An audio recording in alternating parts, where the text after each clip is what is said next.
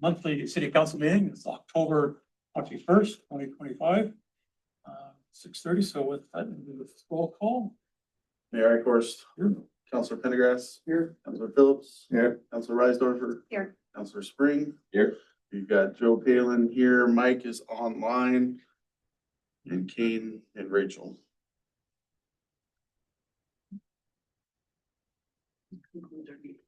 And we have two guests, Andrew from Smith and Schaefer and Lori from WSB.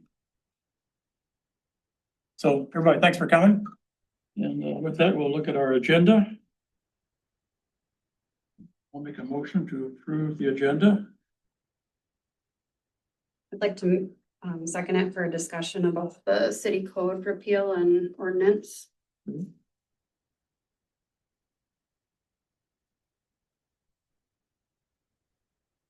Anything else? That's my Any concern. comments? I So said, it's my concern too, so. My concern is the city codes too. I'd like to remove that from the agenda. I make a motion to remove that from the agenda. And from page 13 to 257. We didn't get this packet till today. Need a little more We had time to look for over something like 250 some pages. No, that would work. second, I'll do a second on that.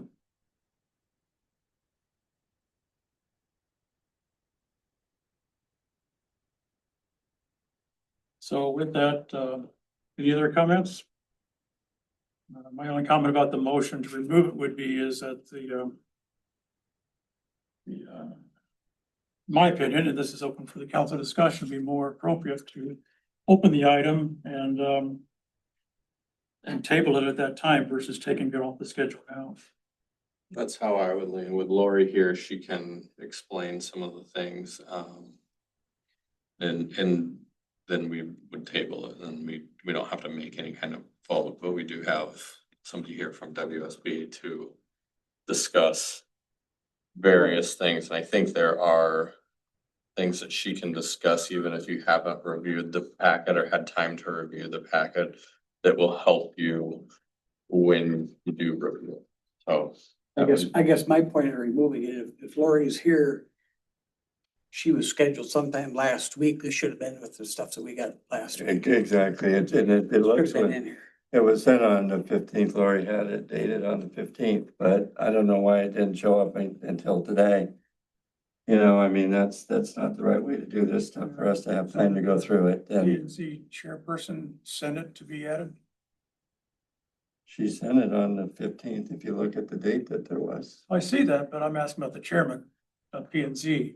The chairman of P and Z doesn't put it in the packet. The chairman of It's P my and Z sends it to city. my experience for Parks and Trails, Water and Sewer, the chairman sends agenda items to the add to the agenda. Right. I think we could talk about it, but if you're looking for a motion to approve, I didn't have time to look at it with it coming out at noon today.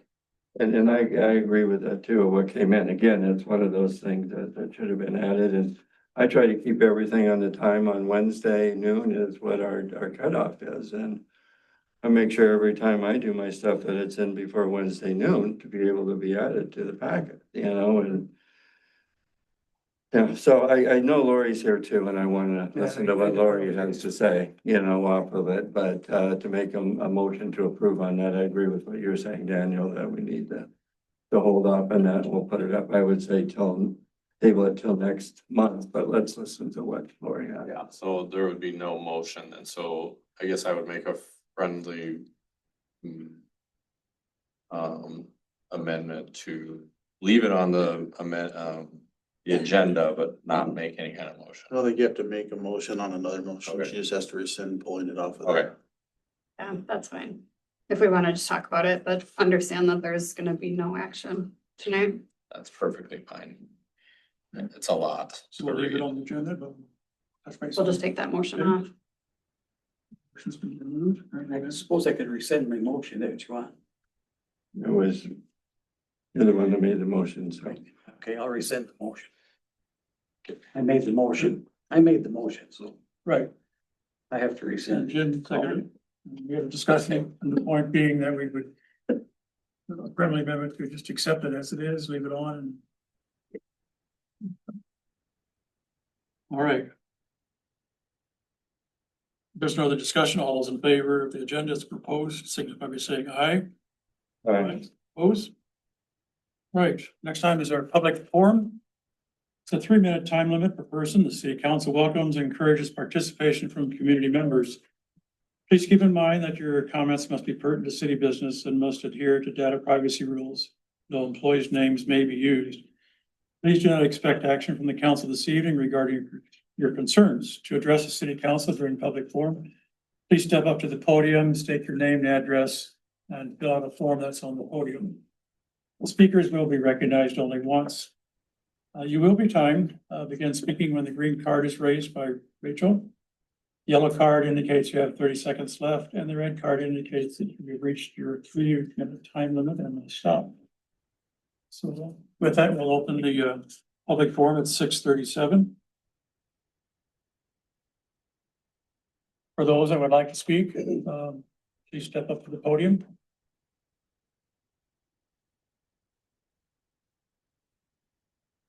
Is there anybody on Zoom that would like to speak?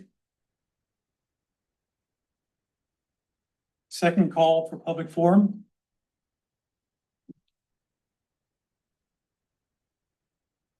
And third and final call for public forum this evening.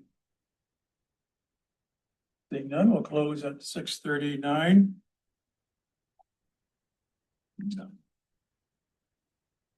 First item on our agenda is our sheriff's Homestead County Law Enforcement Report. Gloria Smith and Schaefer. What you gotta do? Law enforcement's first. Yes, WSP. Comment on the incident report for the dog bite. Yes, I attached the calls for service for September for your guys' packet. As you can see, the numbers are down quite a bit, which could either be good or bad. The traffic stops were quite a bit lower, so I want to contribute that to the speed signs and our extra enforcement over the last months throughout the summer here. But I guess time will tell. And I did include the animal bite report also that the city has, so you guys can review that and do as you see fit. Other than that, hasn't been any calls of note or anything out of the ordinary, so kind of business as usual throughout the city here. You guys have any questions for me? Something that'll come up early or later in the agenda. If you're here, that's fine too, but we're looking at reducing our residential speed limit to 25 miles an hour. And there is an online survey soliciting public input, and that will run through October 31st. Answering questions on the survey, so just for your awareness, so that'll come back at the November meeting probably. Sounds good. All right, good. Thank you guys. Thanks. Thank you.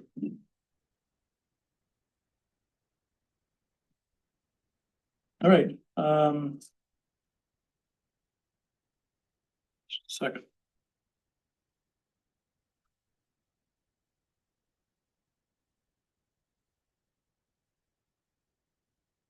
My agenda doesn't have the audit report in here. It's supposed to be Smith and Schaefer's audit and then WSB summary. Okay, apologies, Andrew. We, it should have been on the agenda before we had the sheriff's report. So if, council's consensus will allow Andrew to come forward and share the audit report now. Thank you, Andrew.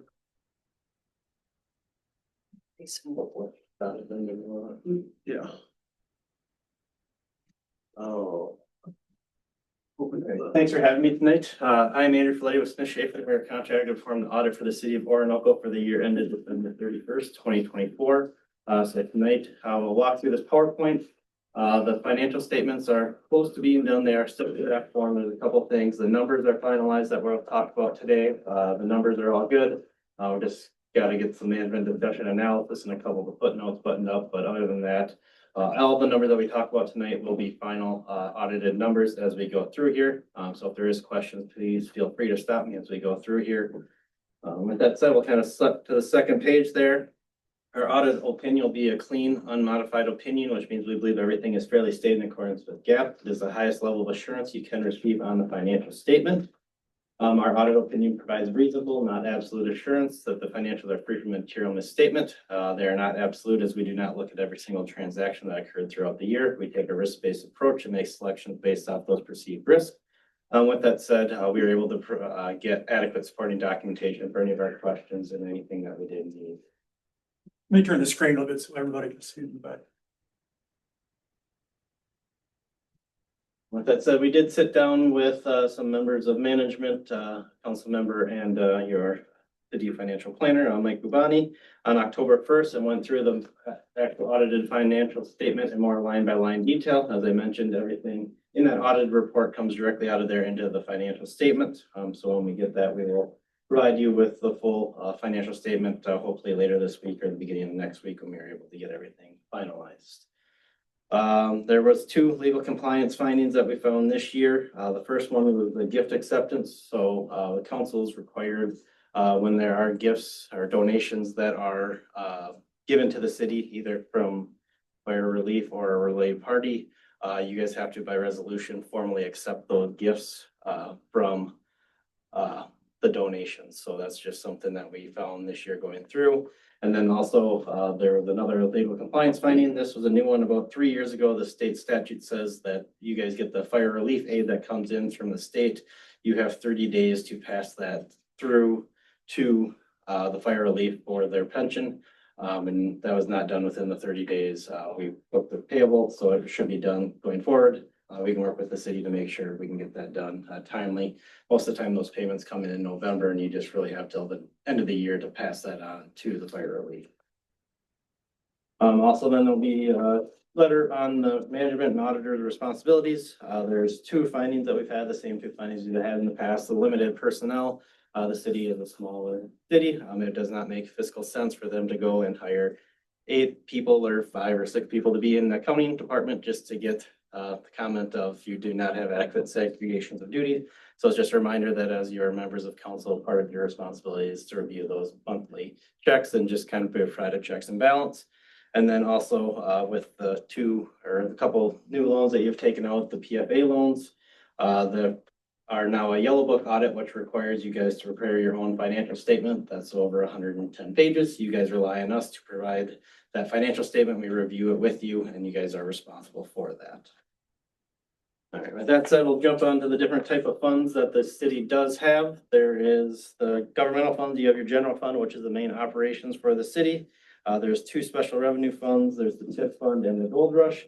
There's 5 debt service funds that are listed there, 2 capital projects with the water and sewer improvement, and then another capital improvement fund. And then this year, there's the 2 enterprise funds, the water and sewer utility. Next, we'll just briefly look at on slide 4 is your general fund operations. Just gives an overview as it is the main operations of for the city. The green is going to be your revenues, the orange is your expenditures. The blue is going to be other financing sources or uses. Most of those are transfers or sales of assets. And then on the far right is going to be your change in fund balance. So revenues were up about 285,000 in the current year. Property taxes were up about 210,000. And then you received a little bit more in LGA, about 60,000 more in LGA. To bring those revenues up in the current year. Expenditures were up about 273,000 as well. Most of that we'll get through the detail there. Public safety being up and then culture and rec as well. But even with those on the far right, you still see the positive yellow added about 42,000 to your fund balance. So the city overall had a positive year operating in the general. 2 more slides up then. On slide 6, we look at your general property tax levy. So general property tax levy total collections at $1,288,000, up 210,000 from the prior year. Your total levy was $1,295,000, so just shy of that in total collections, as we did see a little increase in your delinquent property taxes. This represents that $1,288,000 represents about 57% of the total governmental revenues that is coming into the city. So governmental revenues is anything coming in other than your water and sewer utility. So as most cities are pretty heavily reliant on property taxes to fund operation for the city. On the next slide, then we look at your other main funding source for governments is your local government aid. As I mentioned, you did see an increase in that this year about 59,000 up to 143,000.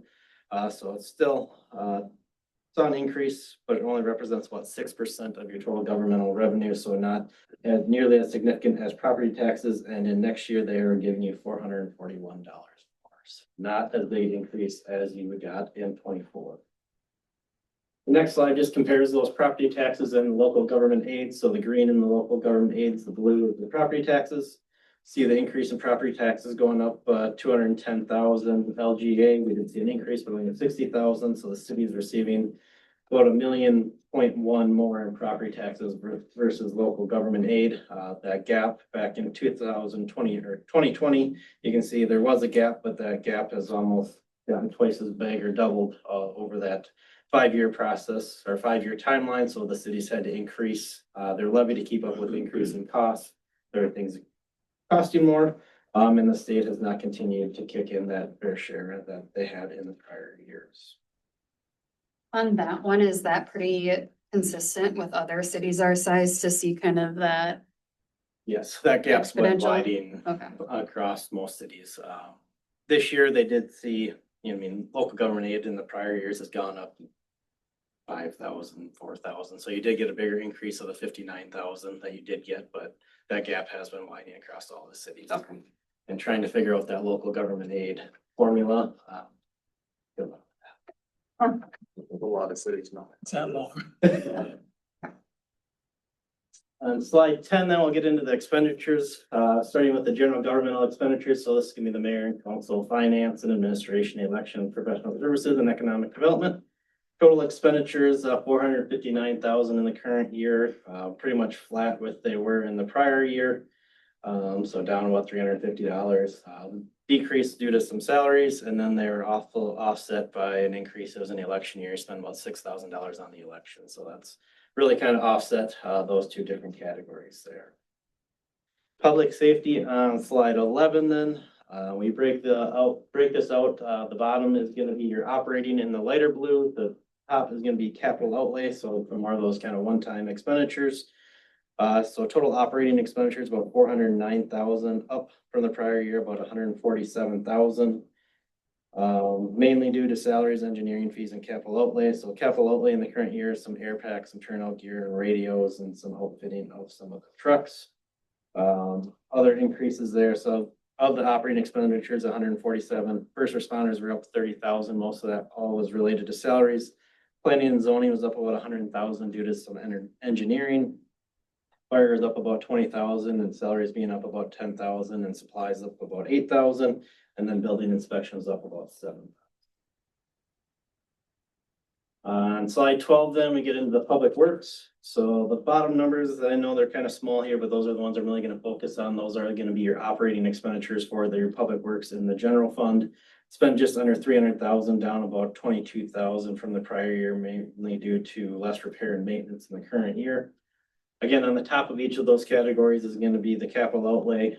So spent about 4.5 million related to the wastewater treatment facility in the current year, down from the prior years, but still a significant portion as that project is nearing completion as we're going on. Slide 13 then is your culture and recreation. Again, capital outlay on top. There are some pilot rock and a tree puller that was purchased for the majority of that. Total culture and recreation up about 108,000 from the prior year, about 256,000 in total. Operating increases were due to salaries and benefits being up, repair and maintenance. There's some hilltop repair, some CEDA, and then some land purchase from MnDOT, all going through the culture and rec. And then slide 14 kind of just puts together all that information that I just talked about. Economic development there in the orange is the one we didn't talk about. Spent just under 100,000 in economic development. Most of that is related to your TIF, and that's just going back to paying for that TIF program. So largest expenditure category for the city in the yellow there, as it has been in the last couple of years, is your general government. We saw the public safety with an increase in the current year, but just over 400,000 in the current year, followed by public works and then culture and rec, economic development. That brings us into our fund balances on slide 16 then. So one metric that is used to determine the health of a city's fund balance is if you take your unassigned fund balance and divide it by the total current year expenditures to get a percentage of how much of your reserves are on hand. You're at about 62%. So this year, down about 32% from the prior year. Most of that is due to some higher expenditures in the current year related to public safety. The unassigned fund balance is actually down a little bit. The unassigned fund balance went down due to the sewer having negative cash and the general fund having to kind of help that out in the current year. So even though you had positive operations in the general fund, they're kind of having to assist the sewer fund until that's really get a better handle on how much that's going to cost to run those plants. So your unassigned fund balance is down about 168,000 due to the borrowings from the sewer fund in the current year. On slide 17 then is your water and sewer improvement balance. Slight deficit there, about 37,000. This is just due to the timing of when the draws come in from the wastewater treatment facility. So most of that we expected and anticipate to be made whole when that project is complete. Capital improvement fund balance, total fund balance there about 578,000. Total expenditures in the current year, 523,000. So they bought the fire truck and outfitting, the Rescue One Ford F-250 and outfitting, and then the 2024 Chevy pickup makes up that 523,000 of expenditures. Slide 19 then is the two special revenue funds. The Gold Rush has a small balance there of about, less than $1,000, and then the TIF slowly increasing as you retain about 5% in that fund to cover some of the operating costs, sitting at just over 30,000 in the TIF fund. That gets us into the debt service funds. First two there is going to be their general improvement bonds of 2013A, about 137,000 left on that, paid off in 2029. The GO 2017, 16,000 less paid off in 2025. The big 2022A sewer improvement note, a little over just under 8.3 million in total outstanding, paid off in 2052. And then the two smaller notes related to the project, the 2022B for the sewer, about 680,000, about 622,000 for the water improvement. And then we have the fire truck lease of 257,000. And then there is one loan that is being paid off by the water fund solely, the 335,000 paid off in 2020. That gets us into the operational funds for your water utility. So the green is going to be the revenues coming in. The orange is going to be the expenses, your cash expenditures, the depreciation in the darker green above that, darker green and blue. Then above that is some non-operating expenditures related to some interest expense. And then the far right is your net income before transfers and capital contributions. So total revenues, 268,000, up about 17,000 from the prior year, a little over 6.5%. Operating expenditures in the gold or orange color is up 26,000 related to some salaries and wages. And then we did have a net operating loss of about 116,000. Most of that is due to depreciation. So they were covering their operations, not covering with the depreciation. On the next slide, then we look at your water utility fund versus cash balances versus your debt outstanding. So the blue is the debt outstanding is paid off in 2029, about 60,000 down per year related to that. And then the cash was down about 85,000. They have about 16,000 left in cash in the water fund. And then the sewer utility, the revenues total 253,000. Their operating expenditures were about 387,000. So a net loss in the sewer fund of about 167,000 without depreciation. The largest expenditure in that was about 178,000 for the plant operating expenditures. You're paying that contracted service is the main cost going into that fund at this time. And then a brief summary there, the general fund operations resulted in about a 42,000 surplus, bringing the total fund balance to 1,375,000. The unassigned reserves of $1 million equal about 62% of the general fund expenditures. The 2022 AGO improvement Fund balance, or bond has a fund balance about 3,000 for future interest and principal payments. The capital improvement fund has a balance of about 578,000 to be used for future improvements. All debt payments remain timely, and then the water and sewer utility fund rates should continue to be monitored and evaluated to build reserves for future capital needs and future. No, I went through a lot of information pretty quickly there. Is there any questions or anything you want me to go back and clarify? Last month, it was explained to us that some of the numbers that you were supposed to come up with were kind of challenging. And our attorney advised the administrator to tell you to make up some numbers or fudge some numbers. I'd like to know what they were. It was on the meeting last month. So I'd like to know what numbers that you had a challenge trying to come up with. Don't know what you're talking about. It was all at last month's meeting. I was not That, here that there was, that there was a challenge of coming up with some certain numbers.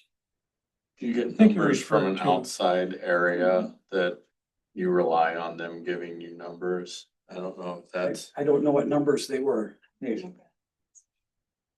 was a conversation about the CIP going through another, based on the audit review, audit numbers, I believe we're going to do another cash flow or cash flow analysis. Their financial planner, which will help us identify how much from the CIP we should consider using to support the sewer fund.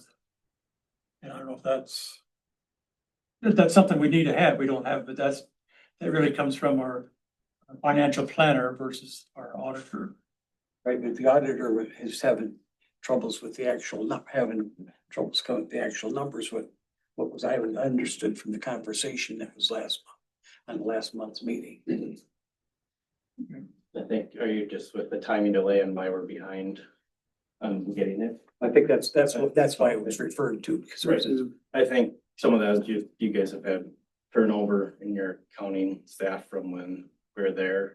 There was periods of that, so we were just making sure that we're doing our due diligence and getting everything in the right buckets on where they're supposed to be. that's okay, I appreciate that.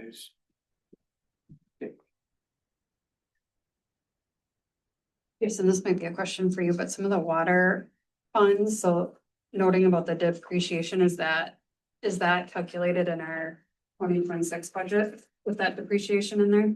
Would be very well. With some of these, like that depreciation is increasing over time. So when we're doing budgets, do we have a depreciation multiplier in there? What That- page are you on? I'm looking at like 24, So that would, and I'm guessing, no reference to this, are you talking like, so if we like how we purchase plan something? for some of that. Knowing that there's a depreciation on that, right? So we're still having a net loss. It's getting bigger over time because we didn't calculate that depreciation. How do we start to plan for I don't that? know that it's getting bigger over time. I think we've hit this point where that's kind of where it's at. It should decrease as we go because now we're live, that's my understanding. So it's about 135,000 Yeah. a year in depreciation. So is that in our budget for next year? I guess I'm not understanding the question. How do we make sure, cause this net, so looking at page 24, if I'm looking at it right, that blue bar underneath is a net loss for 2024, correct? So that's getting bigger over So that's time. the loss. You're talking about depreciation stuff from up here. Yep, And when you're talking about depreciation, you're talking about depreciation of value of, like you got like a vehicle or the building or stuff like that. Your water and sewer are on the full accrual basis of accounting, your normal general fund, special revenue funds, debt service, they don't include depreciation in those numbers because government accounting standards require them to be on the modified accrual Okay. basis. okay, so you can't So- bring them in. You can, but that's just why you don't see depreciation on any of the other schedules that we're talking about. Okay. So, yes, you can budget in, it's just, yes, you should, if you're not budgeting for depreciation in the long run, you're gonna, when something needs to be replaced, you're not gonna have a balance. That's really what your depreciation is. You're putting funds aside to replace when those end of their useful lives come. Yeah, And and I so think we're you're using, starting so to we're doing do our that. CIP for Yeah, that, okay. that's what we've started to do with the CIP is putting aside Okay. X amount of cash for Okay. like their tanks with the fire department, the replacement of those. Okay, I just wanna make Over sure X we're amount of keeping years. that Yeah. versus year over year, we're having that net loss. Correct me if I'm wrong, but that also has to do with the amount of hookups that we projected, but we haven't had yet. Is that? Right, so that, those will go, that net loss will go down because we'll be getting more hookups and more users. I would assume so. The debt would also, because we're paying off stuff, the debt is decreasing and so we're actually, that's why over what Mike said. The next couple of years, it's supposed to start balancing out where we can afford to have that break even. At zero, because we'll have more, basically the sooner and more we get hooked up, the quicker that'll come up to break even. I think we have what, 15 that still need to be hooked up to sewer and 12 to water that aren't hooked up right now. You've got to remember that even though people aren't hooked up, they should be getting billed, or at least the majority of them. You know, if you say pay the $75. Yeah, they're getting So you fees. should have some revenue coming in probably at the end of the year if they're not paying that.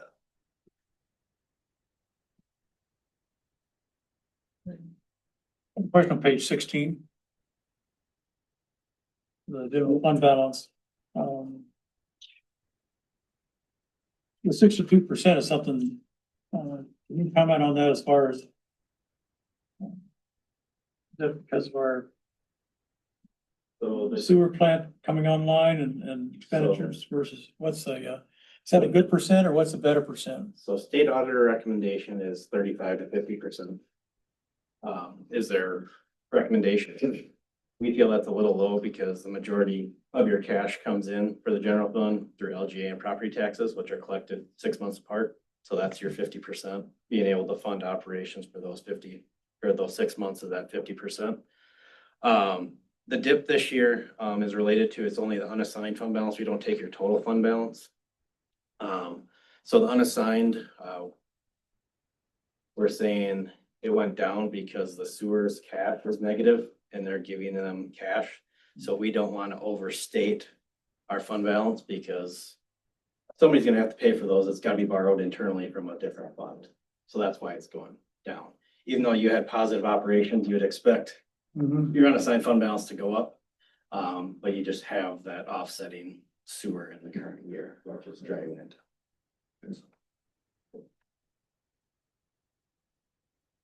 All right. Any other comments or questions for Andrew?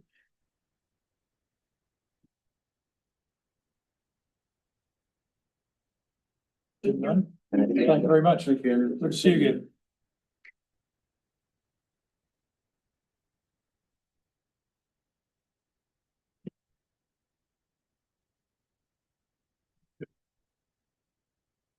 So we're back to our professional services, our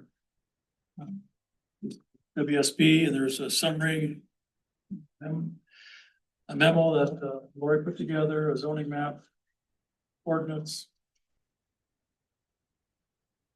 code, that's a multi-page. And then community input, there's some comments too, so. To initiate the discussion, I make a motion, we approve ordinance 2025-10. I'll second for discussion.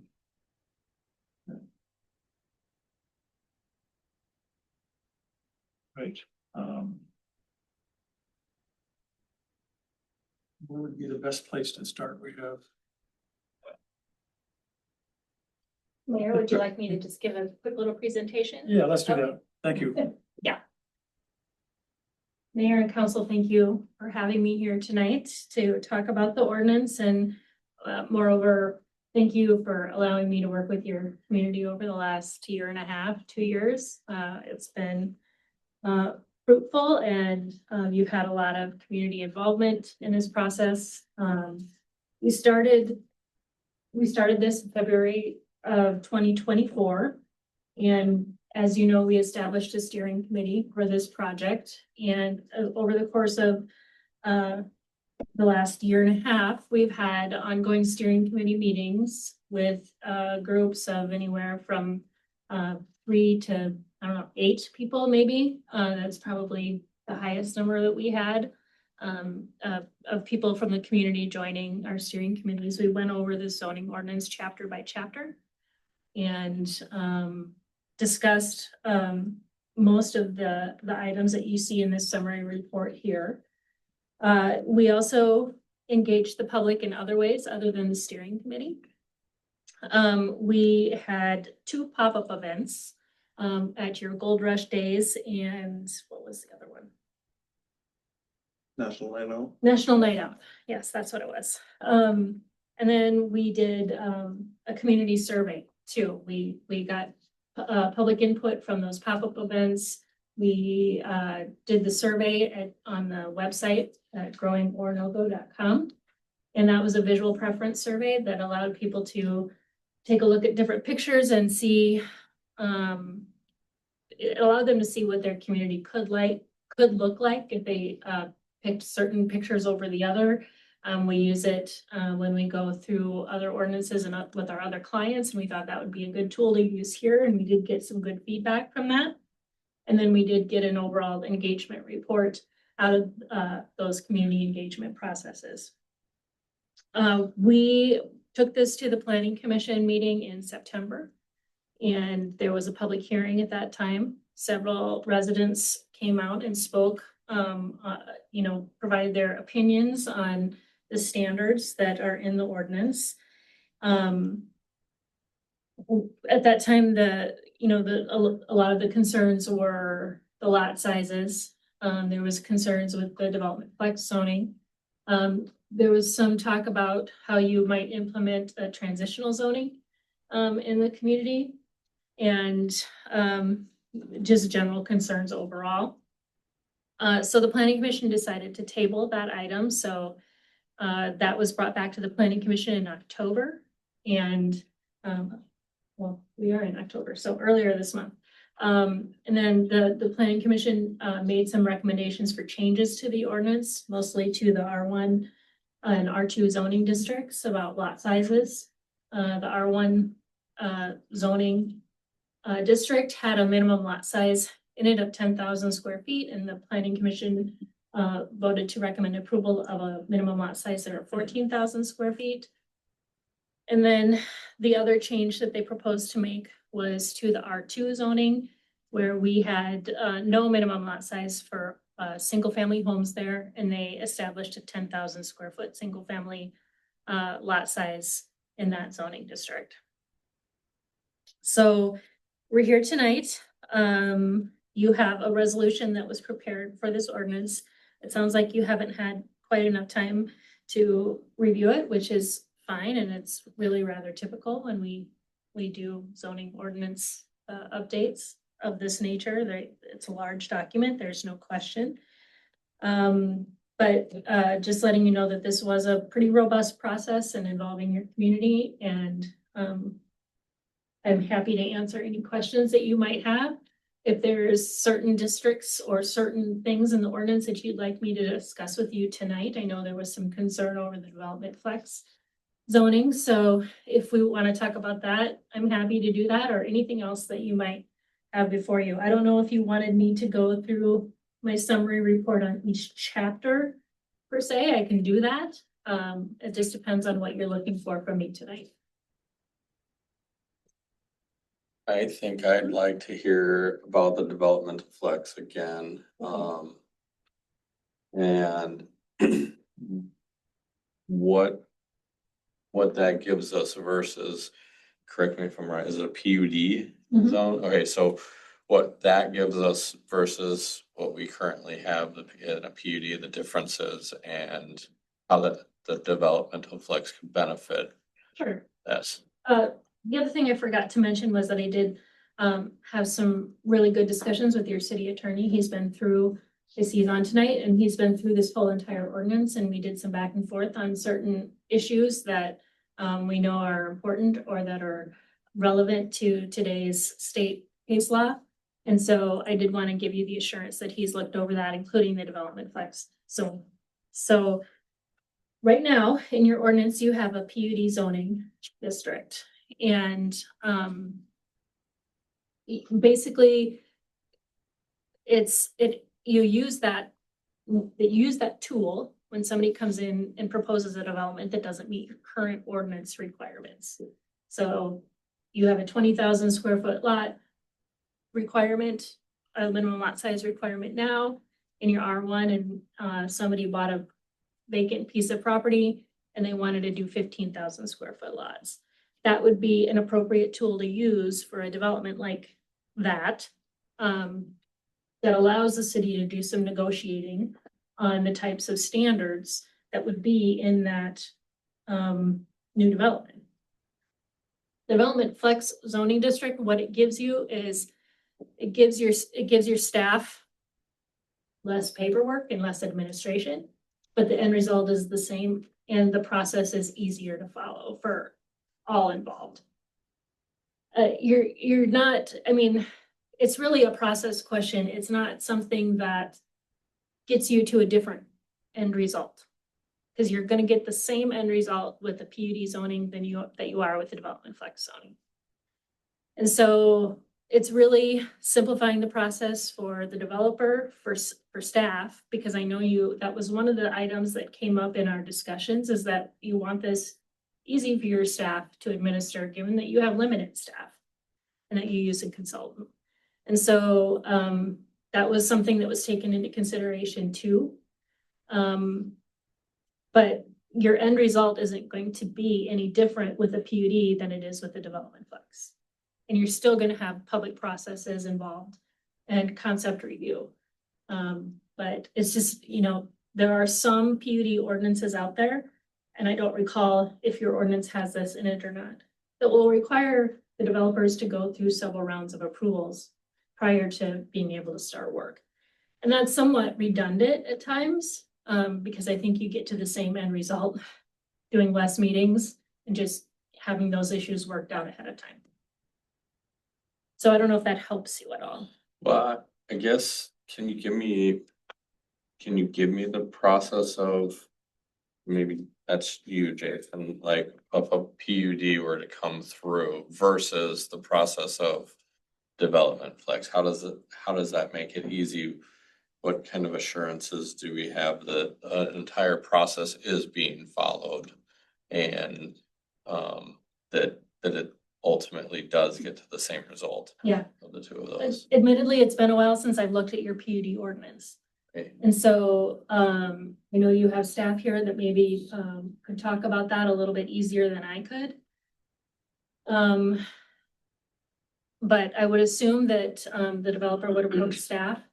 And I guess I don't know what your relationship currently is between your consultant and city staff and how that works. So you might have to explain that part to me, because I don't know if a developer comes in and contacts your consultant and says, I want to do this, and then they present it to the planning commission and you, or if you go to workshops or work sessions with these items or not. But I can tell you the way the development flex ordinance works is a developer would approach the city, whether it's through city staff or your consultant. We would take a look at it, do our review, set up a meeting with the applicant, and determine what meets ordinance requirements and what doesn't, and is that grounds for using the DF zoning. And so if staff determines that it's possible to use that particular zoning, then the item would go to the city council for concept plan review. And so you would get to see what the developer is proposing, and staff could do a report on the standards that they're proposing and how that differs from whatever zoning the property is currently. And then your work sessions are designed to just generate ideas. It's not meant to approve anything, right? It's just to say, I don't like this, or I don't like that, or gosh, I wish we had some buffering here, or I wish this setback was different. I wish the houses look like this, or I wish there was more landscaping here. And so staff would then take that back to the developer. If the developer wasn't here, they usually come and listen to those things. And so then based on that discussion, if they heard that you just don't like it at all, the developer has to make their own choice. of whether or not they proceed with that development, the development knowing your thoughts, right? So, then it goes to the formal application process. And, that would involve rezoning of the property development flex and a conditional use permit. And then if it's a plat, you're gonna see a preliminary plat application, a final plat application, depending on what your comprehensive plan says. It might be a land use amendment. But I think that's an important thing to keep in mind too, because your land use still guides all of your development that's going to occur. That doesn't change. So it's not like if you have a vacant piece of property in an R1 zoning district and somebody wants to come in and do smaller lot sizes there, it still has that whatever underlying land use is there. So you can't go from, say, a single family development to a multifamily development because that land use isn't gonna match. So then they make those applications and then it all comes forward as one package to the planning commission and there's a public hearing. The other thing I would suggest to you as a policy, more than something that you would put in your zoning ordinance, is to require the developer to hold neighborhood meetings prior to this going to the public hearing process. And then it basically goes through the process that way. In terms of your planning commission will see that and make recommendations to the city council, and then the city council will do the final review. And then beyond that, then you have your administrative process of site plans and building permits, making sure that everything that's developed, it meets our requirements. In the meantime, your city planner and your city engineer are thoroughly reviewing all of the plans that come in, your utility plans, the grading plans, landscape plans. Trying to think of anything else, lighting plans that might come into play. And those details should really be worked out before they get to the planning commission or city council. So that when you get a package before you, it's something that you've looked at before and you've talked about before and that you can feel comfortable with. So, I'll just give you the 30,000 foot level. Yeah. Of our PUD, and with our applications, and please, feel free to join in if I miss something, but essentially a developer will come to planning and zoning or EDA and kind of hear my concept. Mhm. What I'd like to do, just awareness more than anything. That's fine. First step is to fill out a preliminary, so they bring their proposal to city staff, and city staff will determine if it fits our codes, if it's a rezone, a variance, or a CUP. Mhm. They will work with our planning services and engineering to see what bucket it falls into. Everything is per the land use permit. Then they fill out an application for a preliminary draft or preliminary plat drawing. They have that drawing sent in to us, and then we go through somewhat of a process of reviewing that drawing with our engineering and planning people. If it's a big unit, a big development, sometimes we're leaning more towards having a cost security agreement, which I sent you a Yeah, copy yeah. of for your awareness. You haven't seen it yet. So that's kind of a starting point to share the cost to the developer and not to our taxpayers. Yes. So, and that's also worked into our cost we're covering the development agreement too at later Yeah. stage. So, I believe we have a public hearing on that preliminary drawing. It goes through P and Z. They make recommendations, it's approved to council, and then the next step is to come back with continue to work with their engineers, make any changes, and then come back with a final draft or final plat drawing. Mhm. And if that meets all of the city staff requirements and engineering and planning, then I don't know if it goes to council or PNE, but ultimately council will approve that.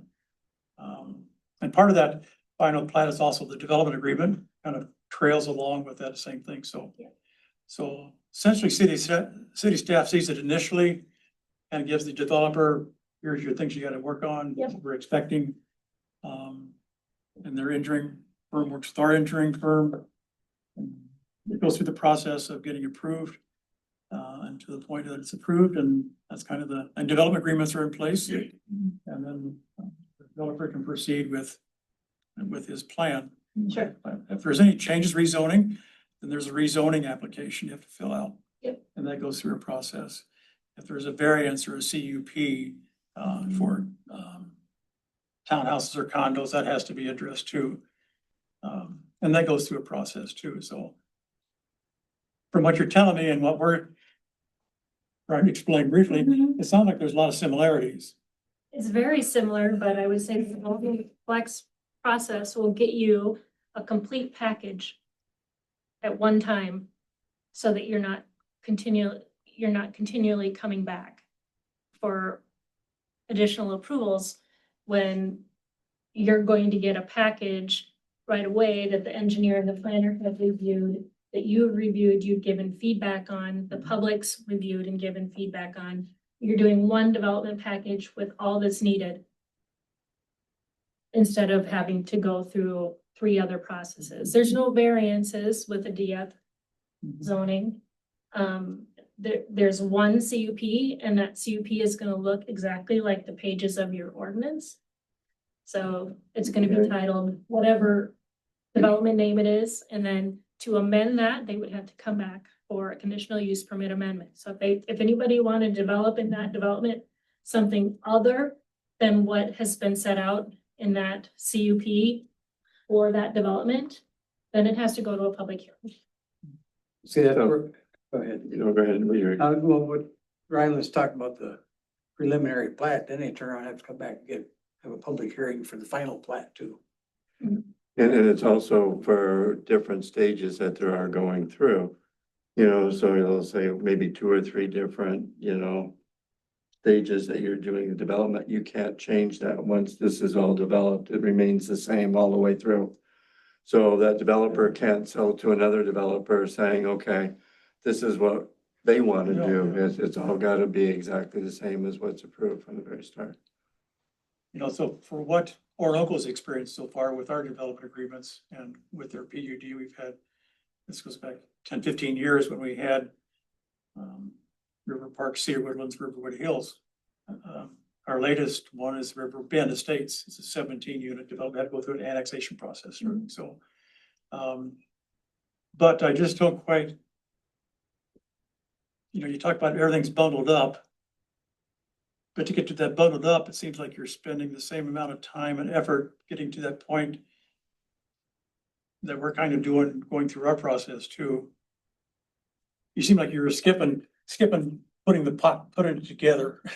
Yeah, no, when I worked with this process for 24 years. We had development go in that had over 100 additions in it that we utilized this development flex zoning on, and it worked seamlessly.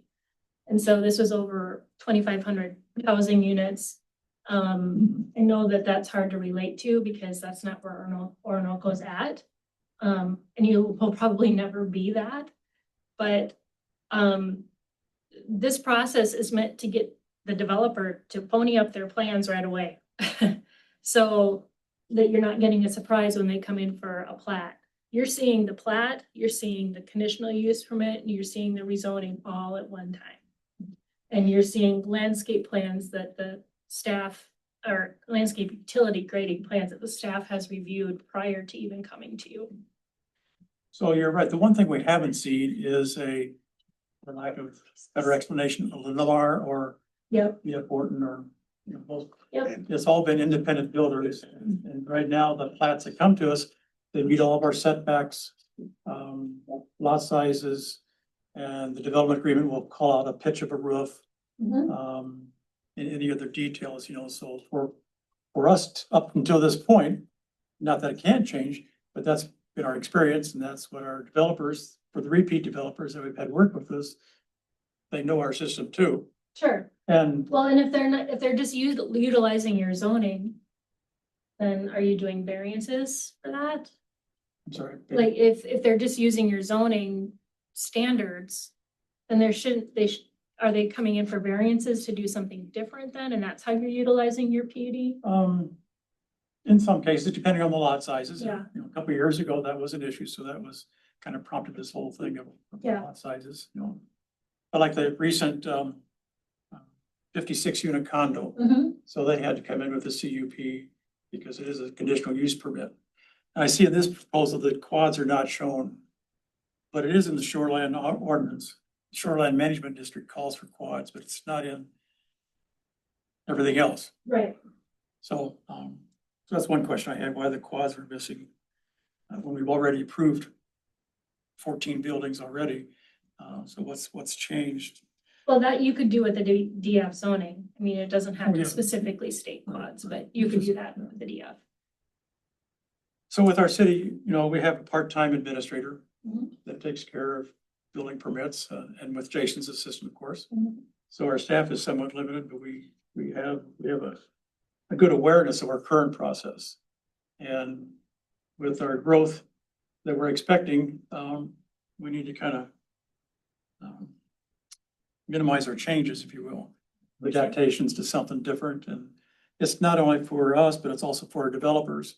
And I don't know if you use DF in the Rochester area or not. Do you know that, or it's new to our area too, so. Cities might call it something different. Every city's process is different. I mean, you're not gonna go into Rochester and see the same process that you're using now, or even the city over. I mean, there's PUD ordinances are not made one and the same. They're different all over. Sure. So developers generally adapt to whatever you're looking for. And if you're saying that most of your development is coming in, meeting your R1 or R2 zoning requirements, then that's not changing.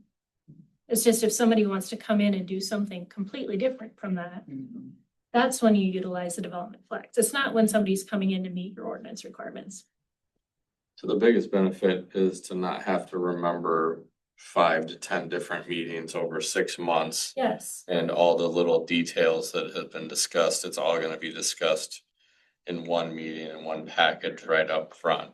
Yes. And I so, mean, obviously you can table it, or if you need more information, you know, okay, you can do that, but you know, some of this is also trusting your engineer and your planner to know what you're looking for in terms of coming out of that sketch plan meeting. You know, Well, one thing we do is we end up running into a lot of requests for variances, because it might be something odd. Or we do run into a lot of variances, so we end up, you know, that's an extra step that we might not need to cover. Yeah. so then Do it that would be all up another front, benefit so- of saying, well, I need a variance for this lot and I need a variance for this setback and. So Exactly. everything would be presented, It's yeah. gonna be okay. all packaged as one yes. thing, and all the variances And it would it be needed because you go to the DF and you Yes. agree and you say these And it are would okay. specifically, your CUP would specifically call out the lots that are smaller or that have different setbacks. So it'd be lot 1, block 1, such and such addition, lot size, such and such. So it's very clear in your end resolution, your CUP resolution, what's allowed in that zoning district. So to clarify, Lori. Yeah. Say like they're gonna do River Park today. If River Park was declared a development flex, you would apply for the whole thing. Yes. At the same time, you couldn't do an R1 and versus an R2. and- Yeah, and then you do it all at flex in once. the other corner. You'd apply for the whole development. Correct. But one of my concerns outside of that. Yeah. How many additional regulations are added to this? I know we've added stuff about, solar panels. Sure. Where they can be, where they can't. Mhm. Steel roofs where the fasteners are showed or hidden, stuff like that. Yeah, which I think we took those out, but Okay, there yeah. seemed to me like we were adding a lot of stuff to it that. I don't know, I'm the kind of person that thinks we should be more free than be pinned down to something that. yeah, it's probably things you've never thought of before because your zoning ordinance was from 1960, 70? Was that when it was? It was the late So- 90s. Okay. Oh, Like my 60s. goodness. Some of those things were really Felt outdated. like it. So sorry. Time to move. That's the 1900s, so. 1900s, okay, yeah, we're still in a different century, right? So you were probably just seeing a lot of things that would normally come up in zoning districts in other cities that have a more recent ordinance than you have. So I would say that your core regulations in your zoning districts have not changed that much. There might be some setback differences. Not a ton. I mean, you're not going from like a 40-foot setback to a 10-foot setback or anything like that. But then the other chapter that you'd pay close attention to is the performance standards chapter. Because that talks about everything from lighting, tree preservation, landscaping. I think there is an erosion control in there. There's solar, accessory buildings. That's where the meat of the ordinance is really when you're talking about people wanting to come in and do something to their property. That's more than likely, that's where your staff is gonna look to find out what they can do. So that's the section that you should look at closely. We did introduce some landscaping requirements for single family homes and for commercial districts. That probably is new to you, and I know the planning commission had a lot of discussion about that. The lighting section is probably new for you. I don't recall having a lighting ordinance that was that in depth.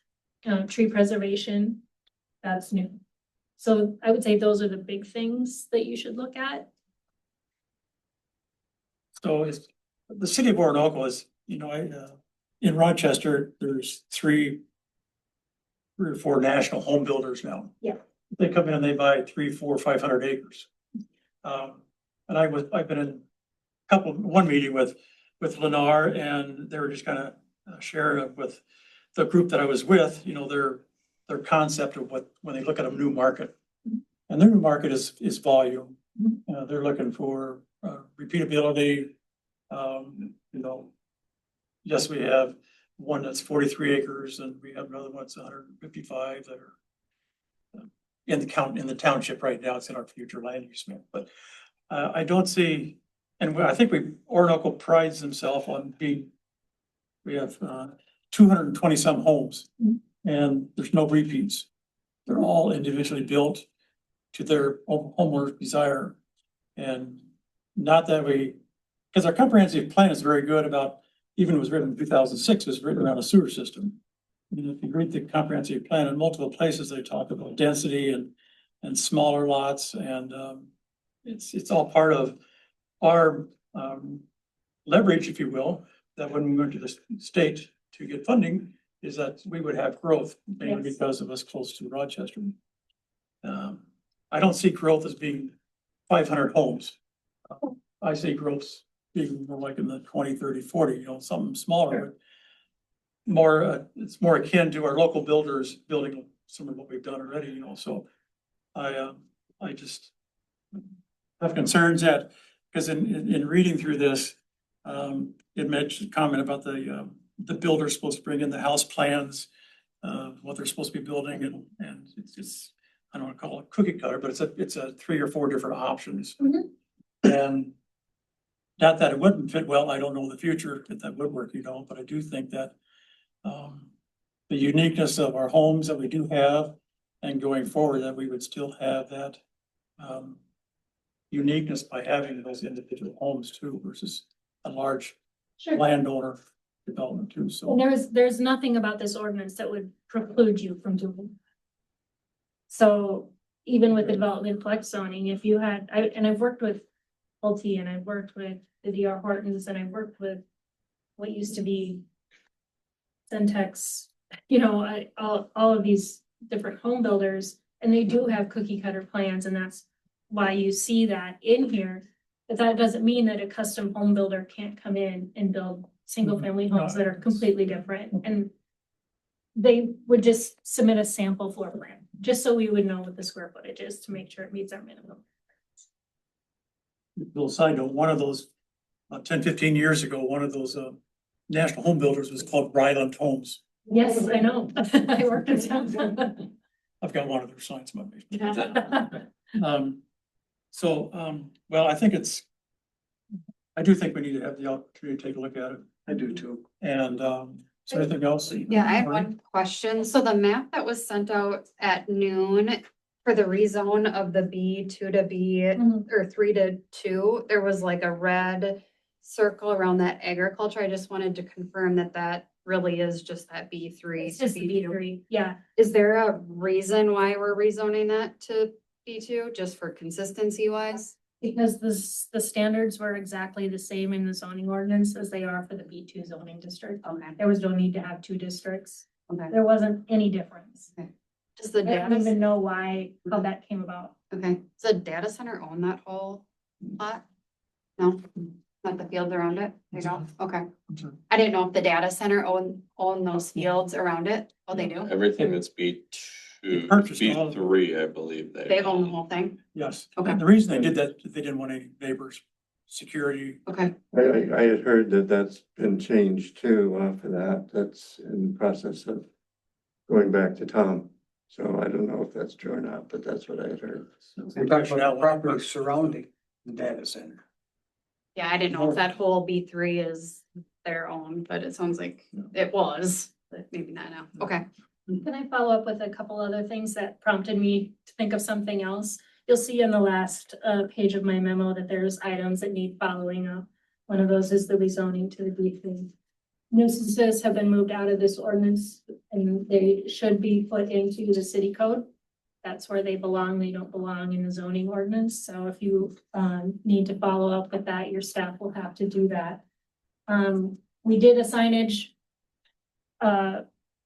we did a draft signage chapter for you to think about, but that's not been included. It's in the city code right now. It's not in the zoning ordinance. And the city attorney really wanted to think more critically about some of the freedom of speech issues and the case law that's out there before coming forward with that. This ordinance does establish a reforestation fund in the tree preservation district. So you'll want to take a look at that language. And then you should review the fee schedule to determine the required escrow amounts for land use applications.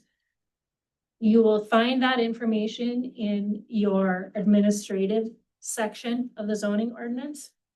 What this ordinance says is that developers are going to pay the cost of developers and citizens are going to pay the cost of any application and staff work that has to go into this. So the whole city is not funding a developer's application and for staff to work on that.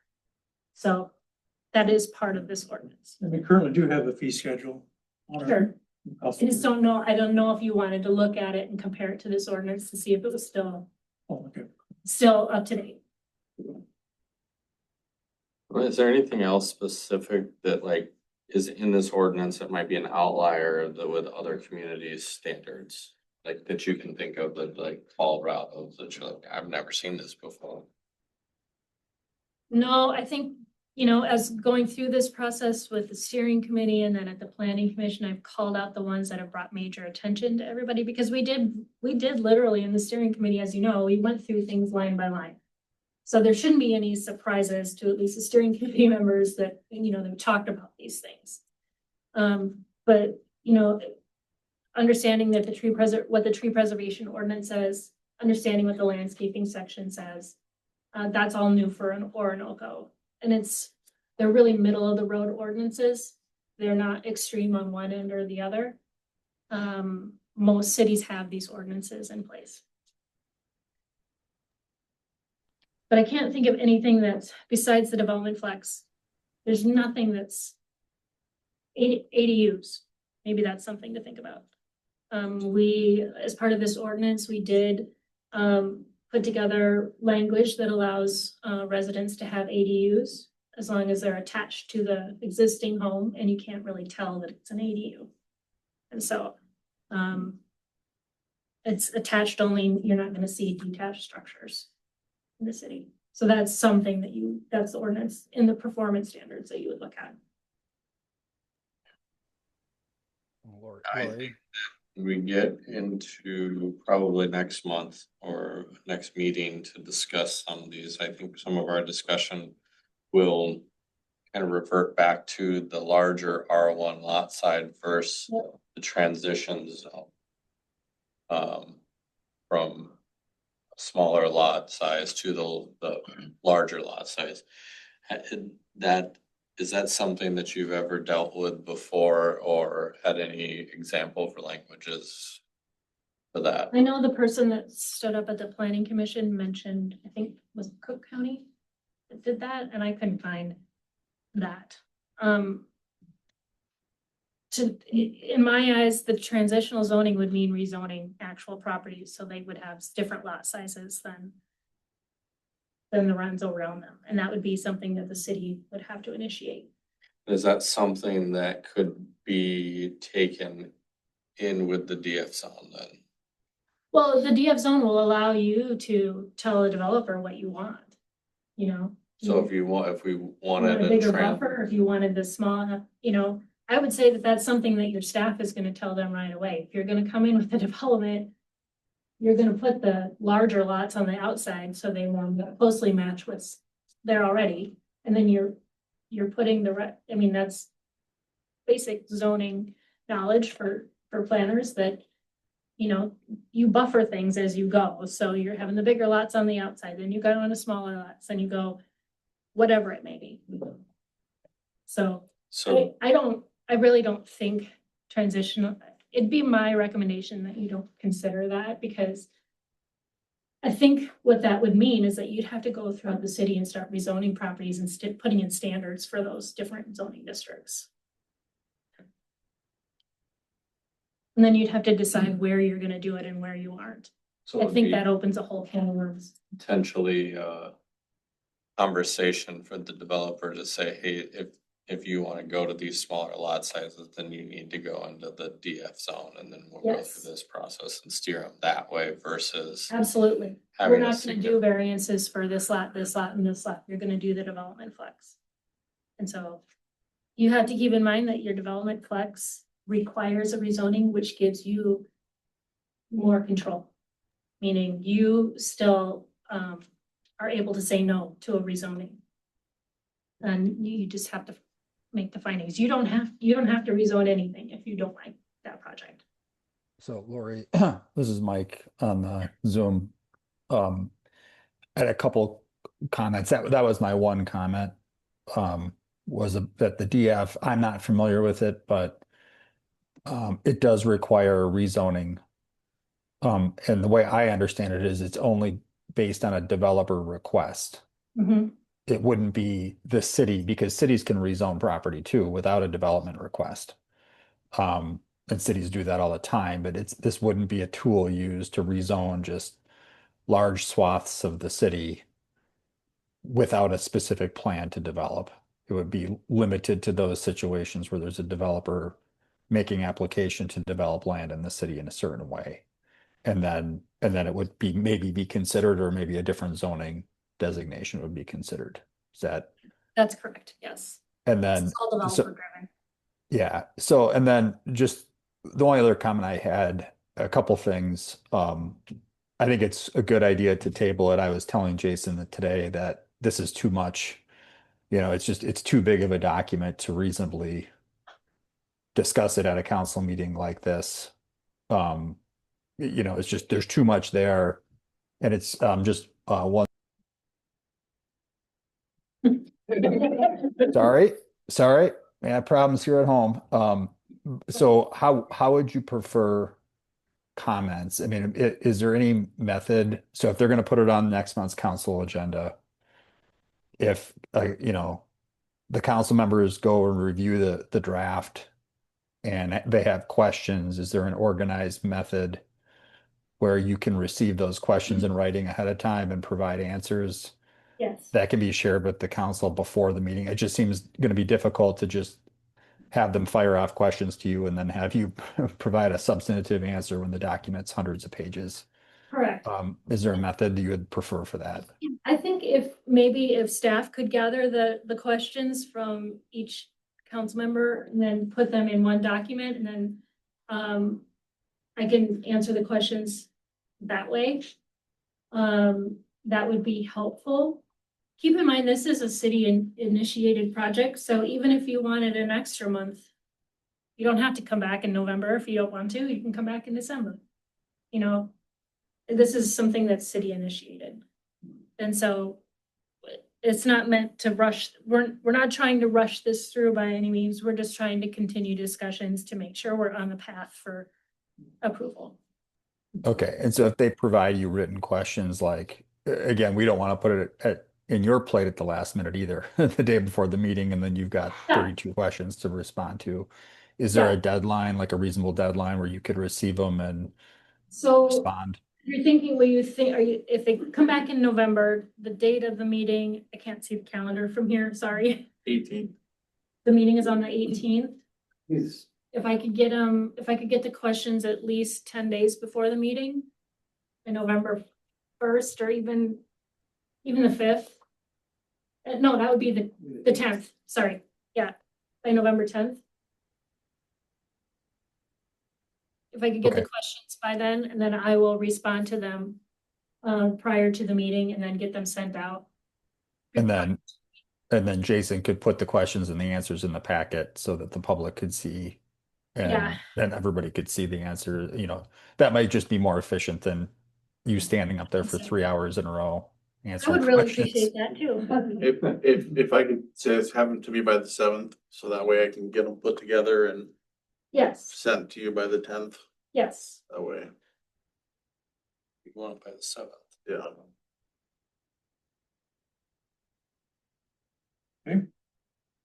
I guess it's 2.5 weeks. It should be fair. One other question, Laura, you talked about kind of that community input. I see that some of it is included on like 246. Is that all the survey responses that you got on there? Yes, Okay. that's all that I got. Okay.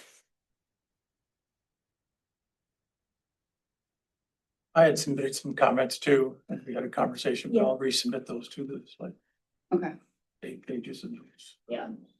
I just want to make sure it was A all, lot of them answered too, so. yeah, because it looked like there was about 10. I think it ended up being 14. Oh, 14, okay. And then, of course, the minutes from the planning commission will reflect what everybody else said too. Sure. I think there was just a lot of, you know, as you would expect, there's just a lot of questions about the new ordinance and how it's gonna work, and everybody's concerned about their future. And like I said, there's no need to rush this. It's just, we gotta keep the process moving. Do we want to consider doing this in a special meeting? What's that? Do we want to consider doing this in a special Well, meeting it's versus in the middle of the? That's a possibility of having a special meeting, but we're right up against budget time too. Of having budget workshops in November as well. So we've got a lot of things on our plate that we need to resolve hopefully by the 1st of December, so. We're gonna have to kind of divide and conquer how we're going to approach all of this to get. Or if it gets pushed off too, for till December, and work on the budget in November would make sense too. Meetings, You so know, so I'm just thinking, and maybe we'll look at December, first part of December. what is the date on December, just to make sure that it's not encroaching into a, 16. oh, then you should be fine. I mean, if you wanted to do that and get some of your other stuff over, that's fine too. I think it makes sense, you know, especially with the budget. 16th is gonna be a long one, probably though, or it has been in the past. We're gonna try and avoid that if we can. I do realize, I'm just historically speaking. Been down there, did that, you know, so I think what really depends is the type of questions we get back by the 7th. A lot of questions, there's a lot of repeat. I think that will kind of help set the tone for when we're ready to have our next discussion. Yeah. Let's do that. For sure. Happy to do that. And then obviously if you have more, just send them, like, don't feel like, oh, it's past the 7th, just send them, I mean, get the questions out there, we wanna know them, but at least if we can get a bulk of them going, we can start working on that. Or if you get them before the 7th, Jason can always just send them on to me as he gets them too. I don't want to just limit you now, but I think about it to sending them all in one package, just get them into Jason and then he'll send them on to me whenever he gets them, so that helps. Thank you, Lord. Yeah, Thank you. thanks for having me. Very good. Thank you for letting me do this project. It's been So- interesting. It's been interesting. Yeah. So, need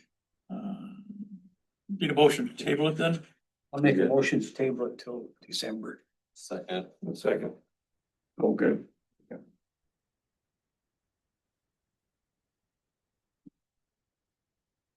Start the December meeting and we'll see how the questions come in and responses and. All in favor of tabling it to December, signify by saying aye. Oh, same sign. That's approved. We tabled it to December. Thank you. Okay. Drive safe. Yes, happy Thanksgiving. So we'll see you.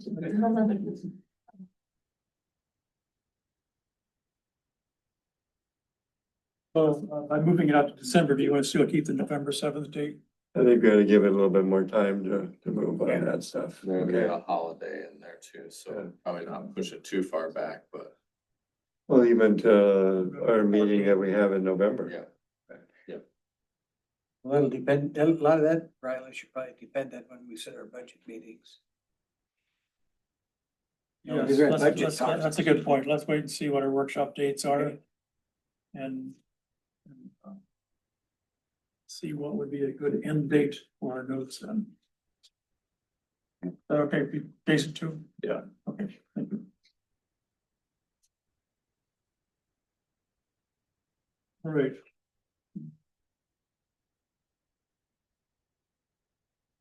Public Works.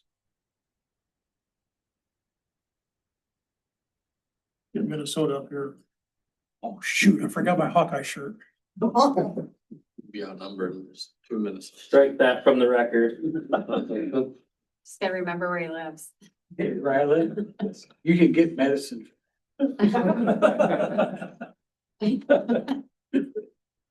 We'll see. No water tomorrow morning. Okay,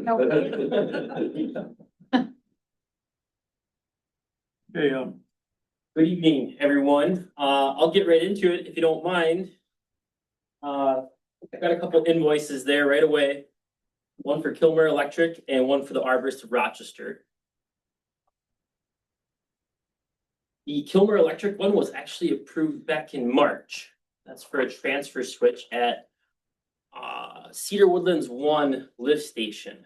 So that's already been voted on and taken care of, so. Okay. I'll jump into the Arborist one next. The Arborist had an opening in their schedule and they came out and they did some right of way work for us. 5th Street, 2nd Avenue Northeast, got a lot done and I'm bringing that to your attention now. It was a lot more work than we anticipated. So I am bringing that to your attention right now. I do have budget left in the tree removal fund, even after this expense, and I intend to use up that tree removal budget. How much is left in it, Shane? Let me pull up my BS&A account here real quick, Paul. Tree care, there's 16,000 left. This takes about half. This takes about half of it, which I'm comfortable with. You know, we got a few months left here and we get ice storms or, you know, we can prioritize the rest of this year's budget. So I feel confident. I'm not gonna go over my budget, my 2025 budget, so. I'm just curious what's left in it, so. It gives you plenty at the end of the year, if anything happens. I used up half of it, so I feel confident with the amount I've got left there.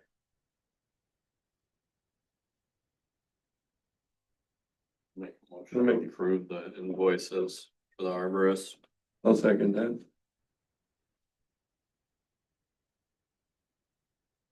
Guess Any we other should. comments? No other comments.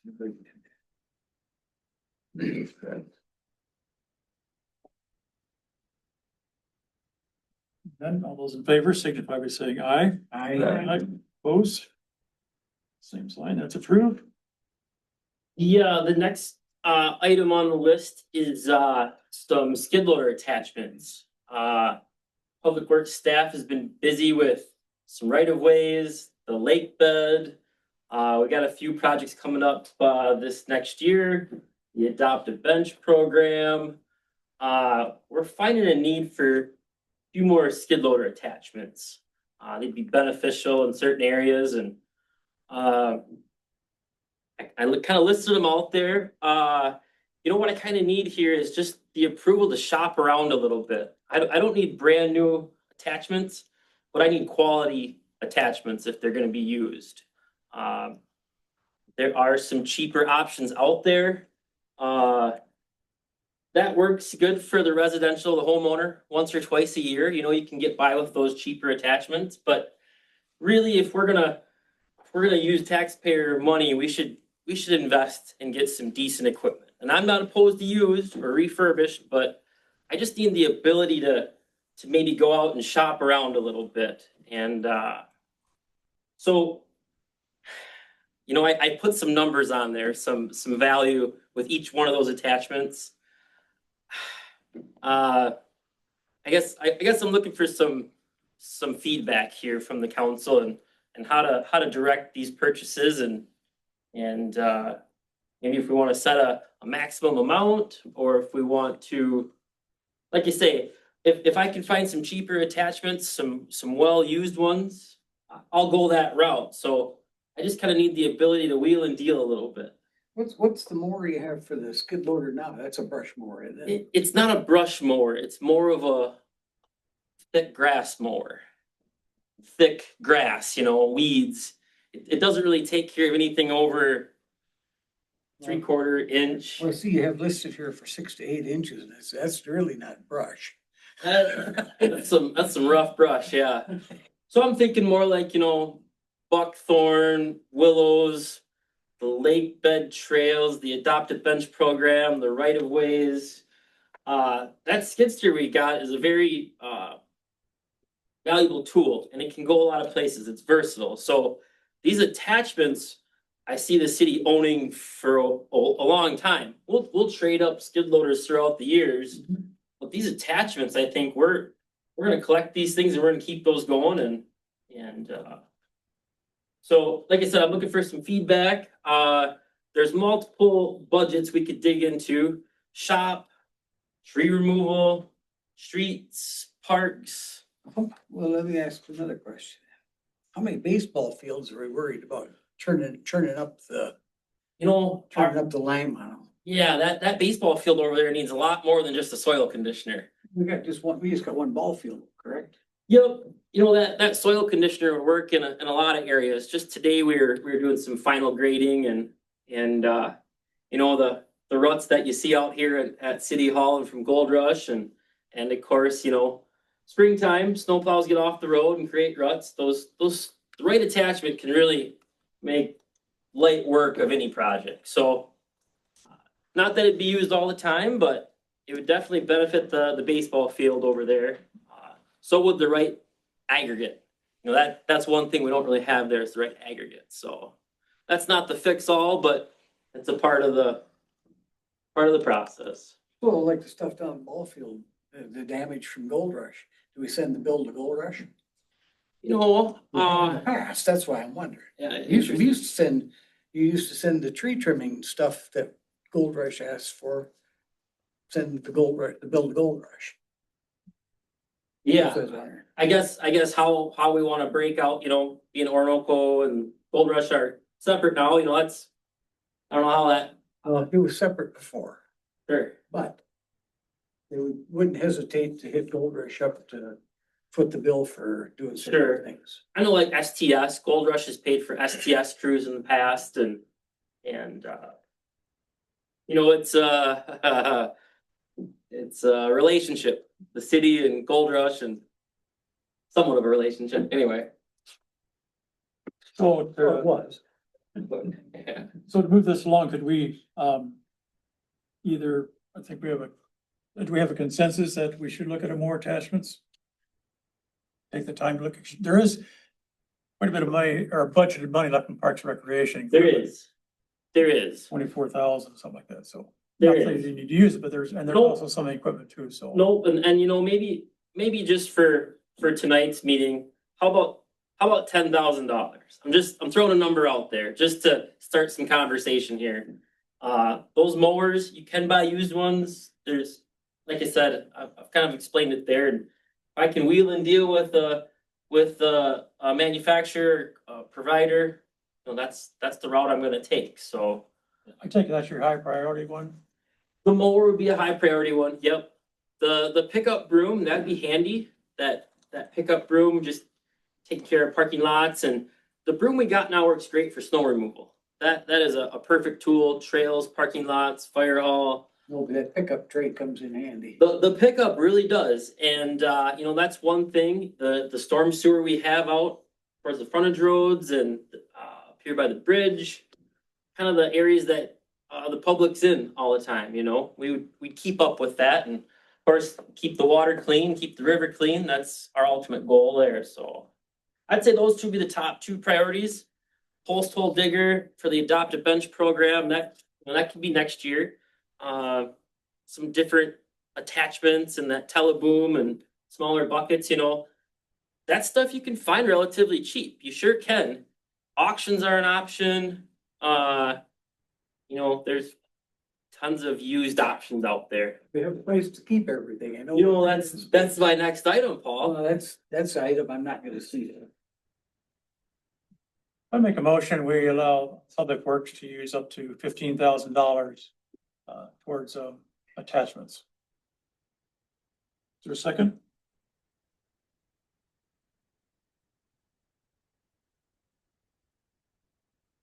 Maybe second it for a discussion on what funds it's coming out of. If I may, I guess I'll just go right to, I'll go to Parks and Recreation right now. Bear with me. Repair, maintenance, grounds mower, we got 24,000 there. Let's see, let me go back a department here. That's a good point, because we left that as an open item about a mower replacement from our last meeting too. Yep, and you know, keeping that On the mower agenda, but for another season, you know, that's something that we talked about, and we can try it. We can definitely try it. It's an option I'm willing to explore. So I think this would be a year where we could catch up on some other items that we haven't been able to. You know, we're always budgeting that $17,000 every year for that mower, so that cuts into the rest of that repair and maintenance grounds, and maybe this is the year we kind of can catch up on some other. Do you see your use case for these, like the lake bed trails? When are you thinking that you need to start? Because we don't even have the fence up yet, right? So. And the fence is coming, the fence is in the works, you know, MnDOT has communicated with us about their intentions there and should be here. I thought it'd be up by now. Yeah. But you know, the flood repairs have taken place underneath the bridge, and access has improved greatly.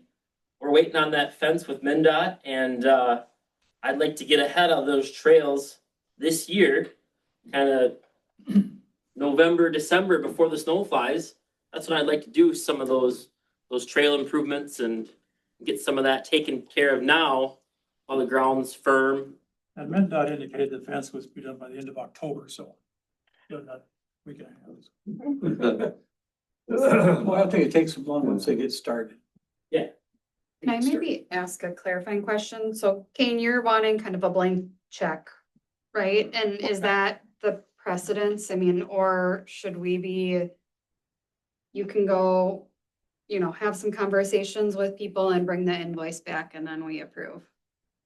I mean, that's typically how things have happened in the past, so I'm just wondering why we're changing the process now. Yes.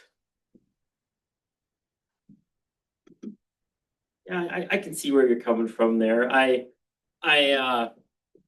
agree with that. Okay. Yeah, actually, We're make more sense. with that. All right. And Go ahead. talk and get some invoices, but I don't know if I'm comfortable with just a blank. Right. check. Well, you I know, don't if we could speed some of these things along where we don't have to wait a month at a time. You know, I think that's kind of what holds up staff progress is a month goes by, right? Like some of this stuff, it'd be nice to move on and not, you know, I wish we could have weekly meetings, tell you the truth, probably be really efficient. But then, you know, that, I mean, I can see there's some benefits there. You're right though, Marie. I kind of am asking for a little bit of a blank check. So here's one thing too is that I'm under budget. I'm not over budget. You know, We got a black hole we're trying to fill, so we don't care where that budget. We got a black hole to fill that money. Yeah. wait till next year. Well, yeah, I guess I'm of the opinion, I mean, you're in charge of your budget, you're not over budget. I think that just kind of gives him some discrepancy on how he feels best, otherwise we're. But on that, I don't wanna dig into everybody else's budget by you saying, I'm gonna take money from here and from there, cause I mean, if you look for. You know, R&M equipment that there is right now in Parks and Rec, you know, we had budgeted 30,000 and we've used 5,000 or almost 6,000 out of that. You know, but again, that's dipping into their budget, not your budget. Parks Or however, I'm just looking at what goes on and where you wanna put it in, but. Parks is my responsibility. Okay. No, Brush mower would be used majority in parks. I would be more comfortable with either approving or not approving these individually as opposed to a big lump sum and say, you know, do you have a brush mower in mind? Like, have you been looking at them? Like, Yeah. and There's a guy in Cannon Falls who he's a dealer, got multiple brands. You know, I know there's some ballpark numbers there. But if I can find a used one for a couple thousand less in good shape, I'm probably gonna go that route, right? I mean. Right.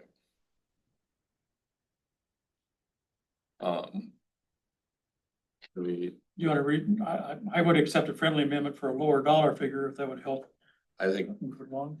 for me, I would just like to say, you know, you do a brush mower line, do a pickup broom line Sure. versus, Well, I guess I'm kind of on Marie's line. Come show us show us what you want to buy and go from there. Give us, bring us something in with an estimate for price. Okay, we can do that. I don't mean to, No, I really wrinkle, I really do think we should hold a special meeting though. I think there's a lot of things that need to happen between now and the end of the year. yeah, there's not gonna be, you're not gonna mow if we're waiting until middle of December or middle of November with, you gotta buy it and. Which I think he's got the other mower. He can go around the 8-inch stuff. You don't have to go right over top 8-inch. There's a lot of different ways to you know, skin a cat, so. Yes, there is. So- There's to knock them out of there. I was thinking just kind of getting ahead of some things here but I can come back with numbers. You got a tree. So I'll withdraw my motion. Yeah, I'll come back with some numbers. I can if do we that. need a special meeting, that's fine too. Yeah. I think we should hold true to the process that we've I established. think that and the broom are necessary. The broom, And the broom, I think he's good. The Yes, broom thank is you. great for cleaning up intersections. and thank you, stuff. Paul. Yeah. Thank you. I'm not totally against everything. Good to know, good to know. So if you get numbers and then we can work on another date, I guess. For another meeting.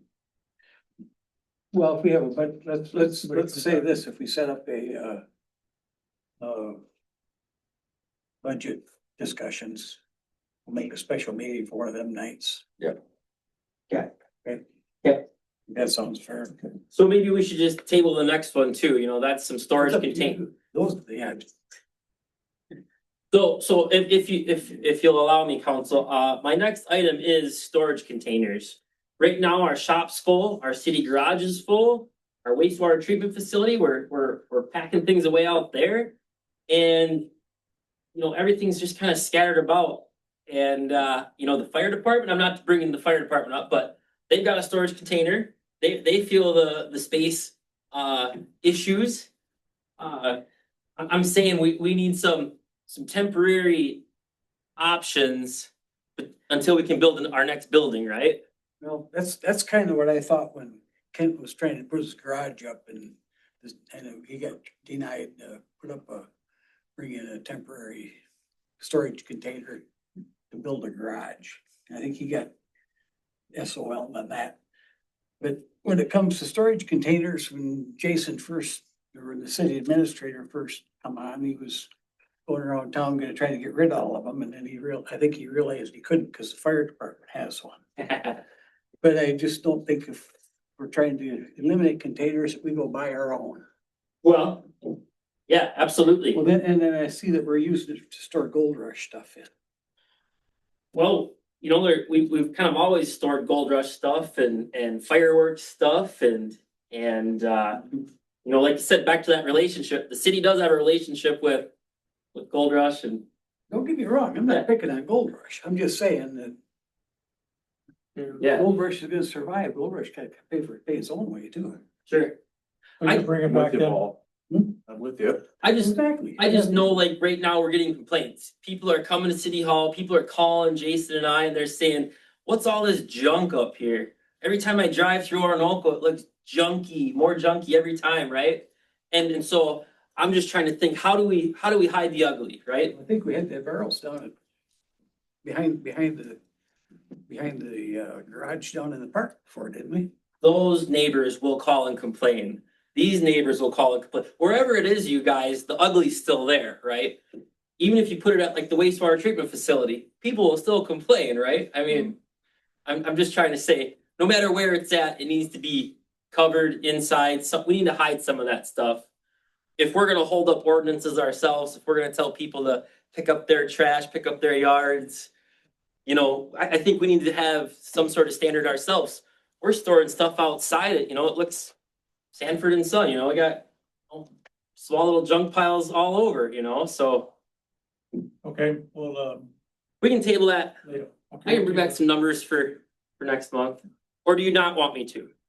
Where would I don't that wanna see be? us add. Where would you wanna put them? Well, I think that needs to be a discussion, or we need to land on something there. If I remember correctly, I think the ordinances strictly prohibit storage containers. Sure.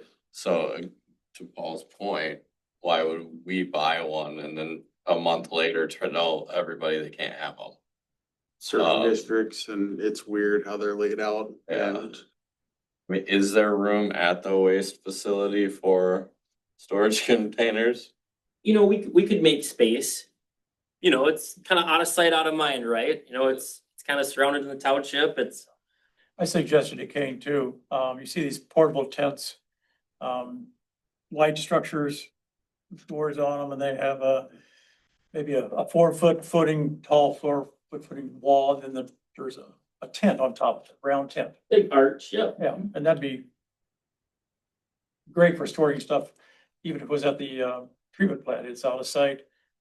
It's out of sight of the majority of the people that live in Orinoco, so. But I think there are other options in containers too. But my point is, are we gonna pay to take care of Gold Rush's stuff? Gold Rush. We can have that discussion another day, but we've got a lot left on our agenda tonight, so let's It's move on on. here, that's why I brought it up.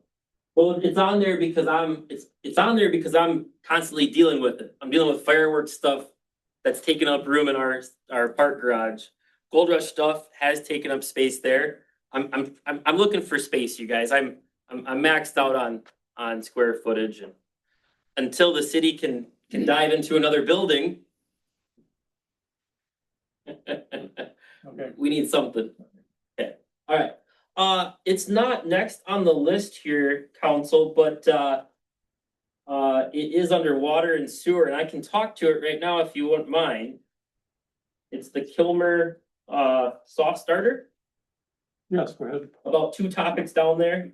So late September, we had a electrical issue out at the wastewater treatment facility. One of the 2 effluent pumps that pumps the clean water back to the river, the electrical circuit had had an issue where instead of blowing the fuse and protecting the electrical circuit, it blew, but it kind of blew a little bit more. And so it took out the starter, and not to get into electrical theory here, but $6,700 in damages. So since then, we've been operating with one pump, okay? What that means is if that one pump went down, we could not pump water back to the river. And this is an MPCA, this goes with our wastewater permit. We can get fined for not having these things in place. So this is one small little hiccup at the treatment facility. And I guess what I'm saying is I could pick out 100 of these items out there at the plant. And I could pick out probably 100 more twice as expensive fixes that could happen at any time.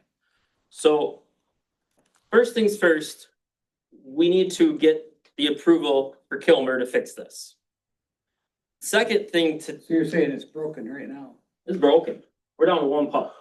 Second thing is, Well, before we go to the second thing. We talked with Dan from people service. Services, and he's very uncomfortable with that as well. And because of the fact that we can get fined for this. Yep. I told Ken to get the process going on ordering this, because it does take time. So we've got this starting to go, knowing that we were coming into this. So just so everybody's aware, we are starting to move forward on this because we need to have this. So, but, yeah.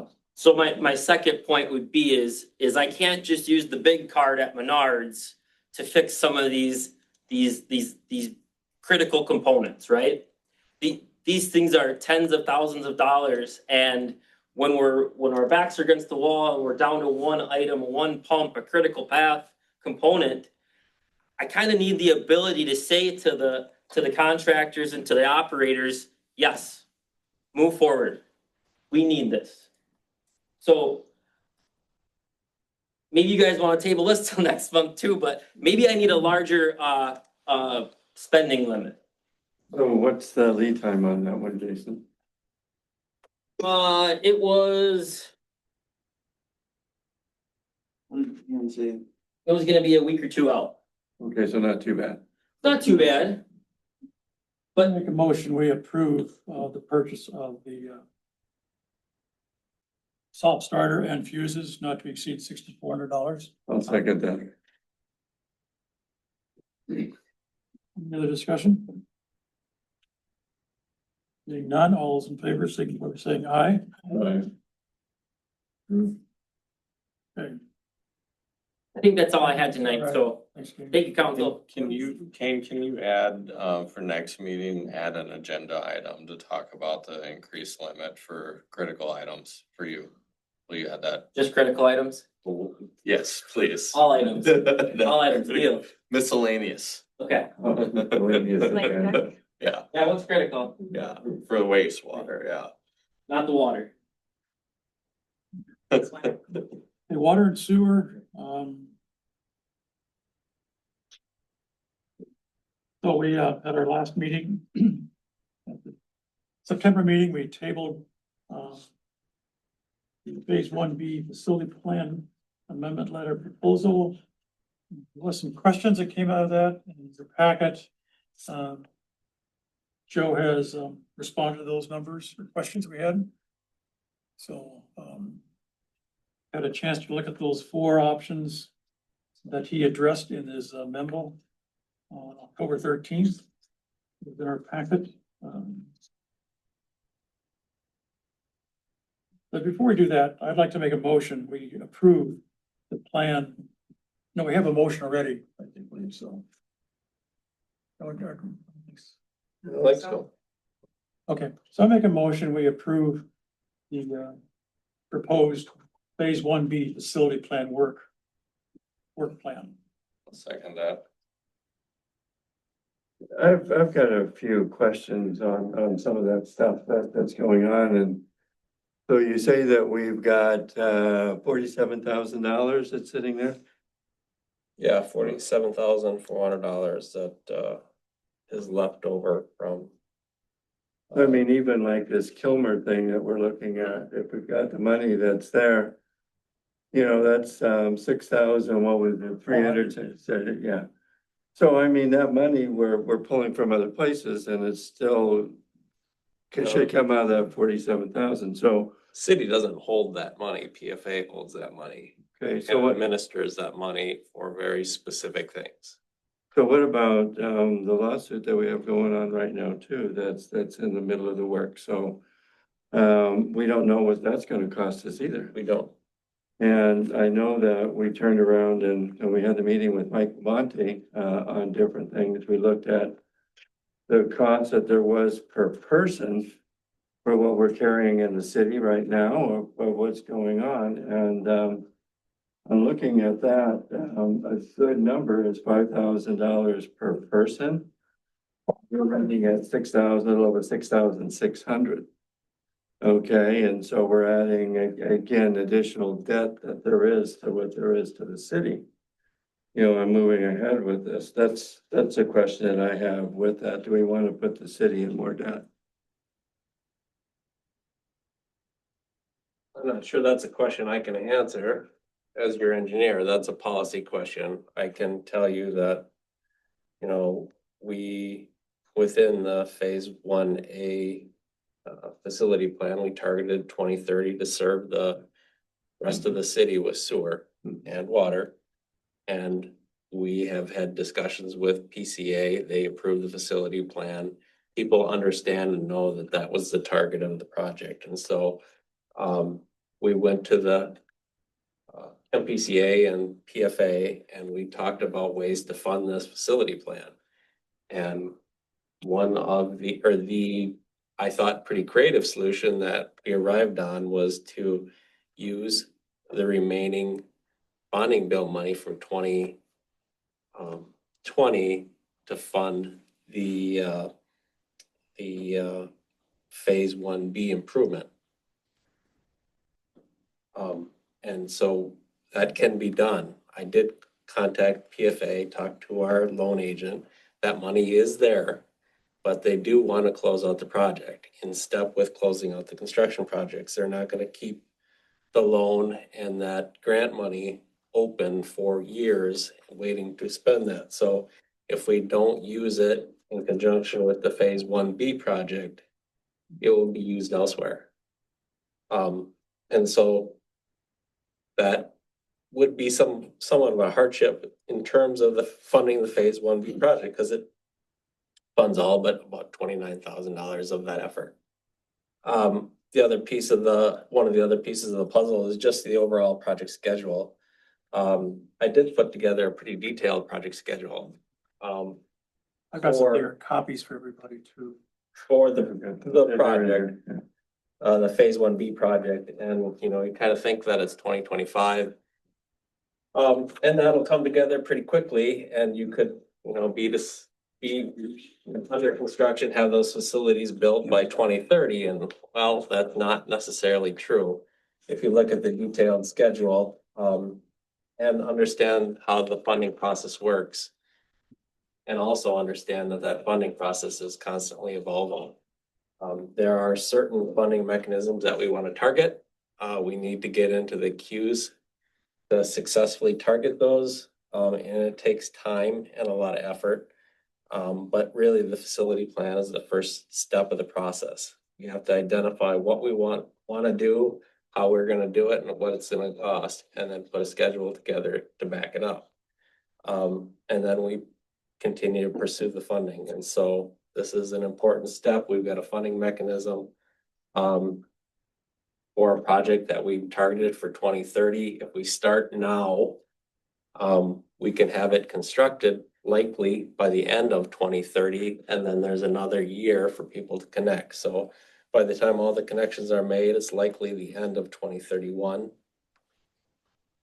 Which, you know, I think still probably meets our general target of what we set forth in the phase 1A facility plan.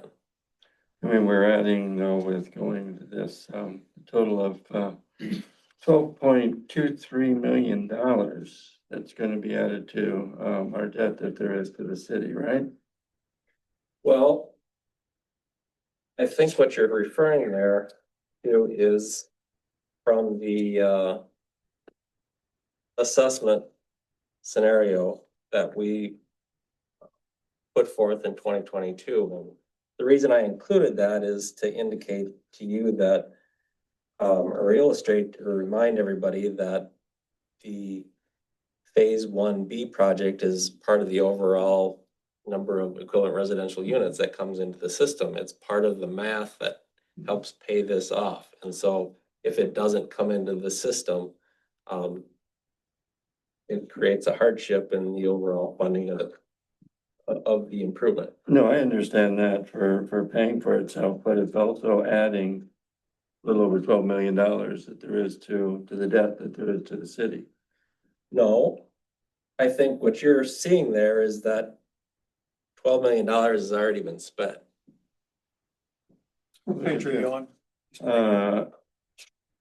Look, whoops. Here, look at what I have. I don't quite understand what you have there, but That's what I got. yeah. This is the Page handout. 3 of his, Yeah, this was all blacked out. That's why I couldn't tell what was going on with page that. 3 of October 13th memo. Page 270. Of at least mine, but if you can kind of take a look at that, you can see the total ERUs in that upper table for phase 1A and B, and the total ERUs is 1,806, and right now we've got 511 that are on the system. There's another 200 with phase 200 and some with phase 1B, and then of course all the growth. So all that calculates into the process, and phase 1A and B, we borrowed a total of $12 million. That was the local share. Yeah, but so you're looking at $6 million, right, for that to go to get started on that? That's what gets refunded through phase 1B, and the same for 1C. Yeah, but 1C is way down the road off. Well, 1C is happening constantly, right? Right. So with the condo development, for Right. example, that's part of 1C. That's the 10 lots per year that comes in, and they pay PIF and SAC. And of course, if that is 20 lots a year, that's great. It speeds up that process. But what I'm trying to point out here is the ERUs from phase 1B are also part of the math here. Mhm. And so if they don't ever come in, or they come in much later, it impacts the math, if you will.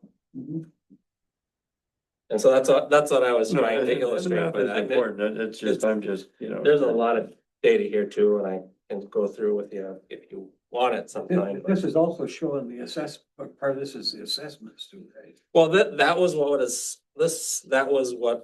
assessed. That's what, Phase that was 1A. assessed in phase, in our phase here. Yeah, the current phase, but some of the ERUs are used to calculate the bigger numbers for the 20-year, to pay the improvement back over the 20 years. The phase 1B ERUs are part of that. And I just wanted to kind of illustrate that to you in a document that you should have all seen at one point. I know it's been a few years, but it kind of holistically looks at the whole phase 1A project funding and how it's kind of set up, and it shows you the numbers. And so that's why I included it. It's not a huge part of the discussion, but it's background information for you guys to kind of see.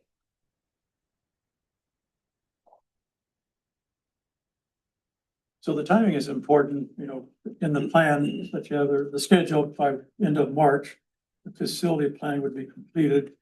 And it just allows us to have a public hearing and to start to work towards the funding of those. That's right, the March facility. through Yeah.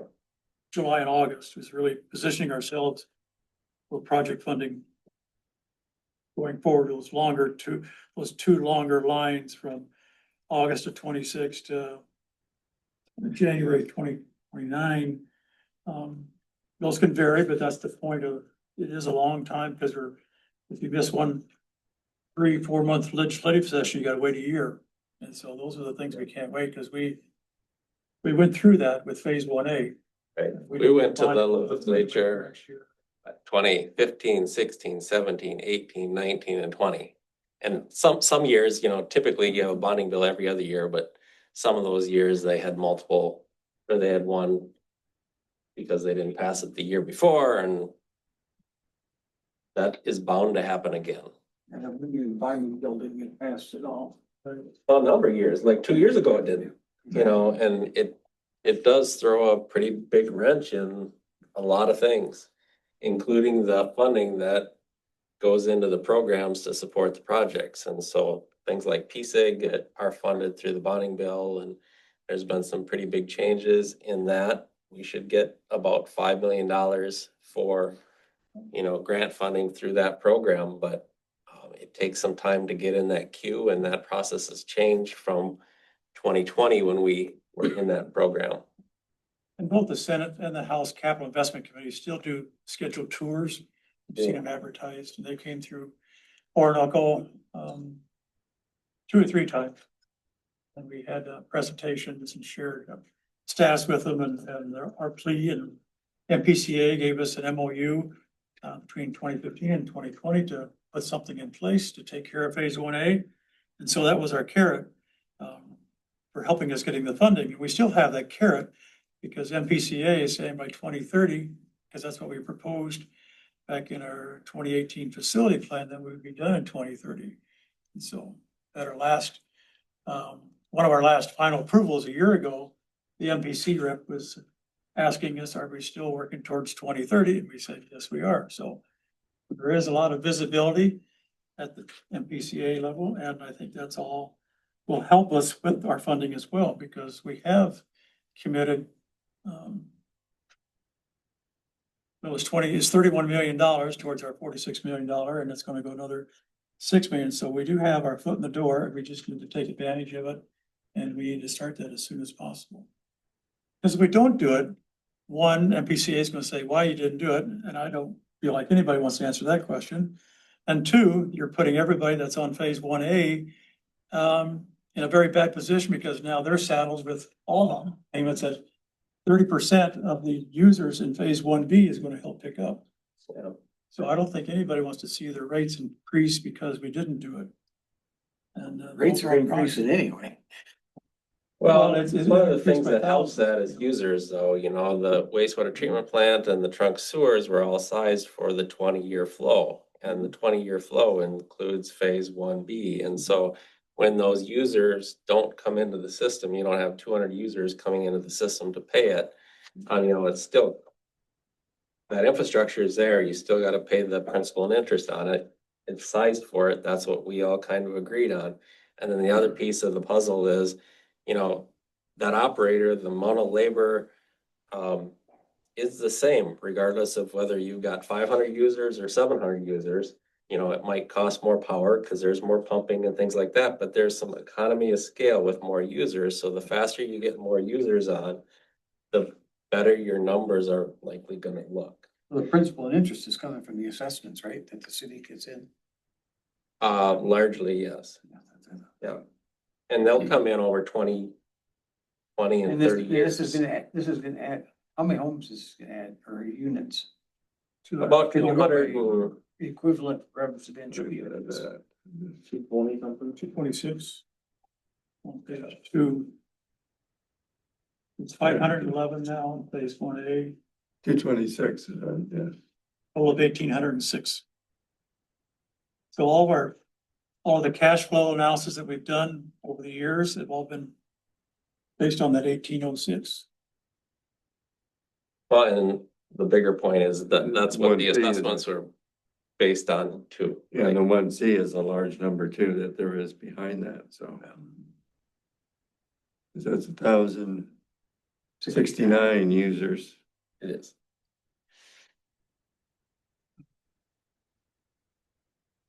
So, So you're saying this isn't actually start paying for itself until we have the 1,806 in there?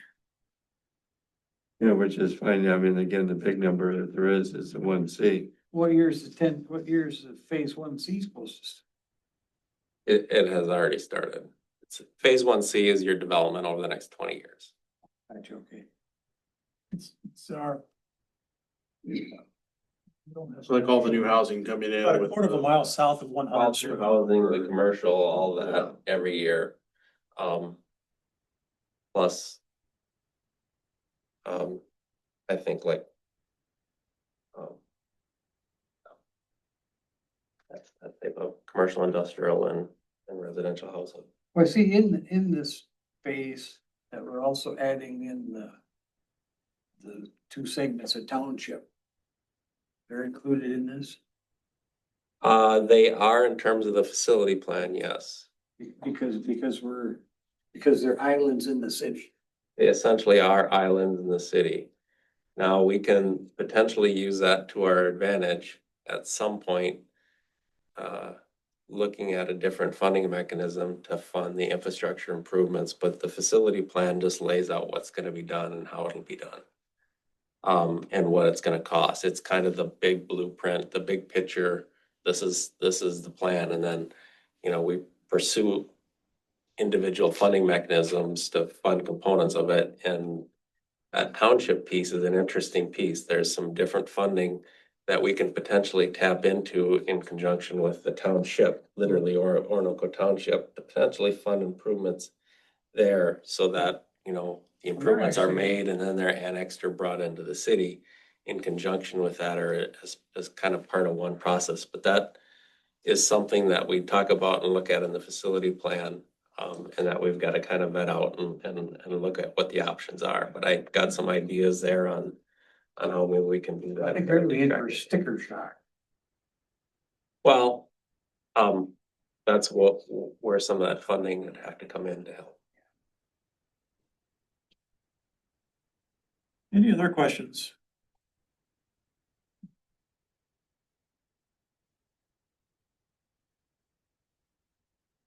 I think it's important that it's a favorable vote. It's telling our residents that this is something we told phase one residents that this would be part of. And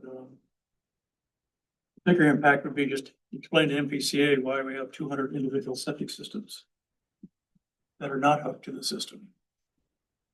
And I don't know what repercussions are if that is happening, but I don't think that's something we want to experience or entertain. So it's really important that we just approve the plan that's being presented to us from Joe and Stantec, and so that we can move forward and get the process going. I would hope that there's no one on the council that would say we shouldn't be doing this, because that's not speaking well for the residents who were told that we would be doing this. And that's all predicated on the approval of the phase 1A to get us to this point. So.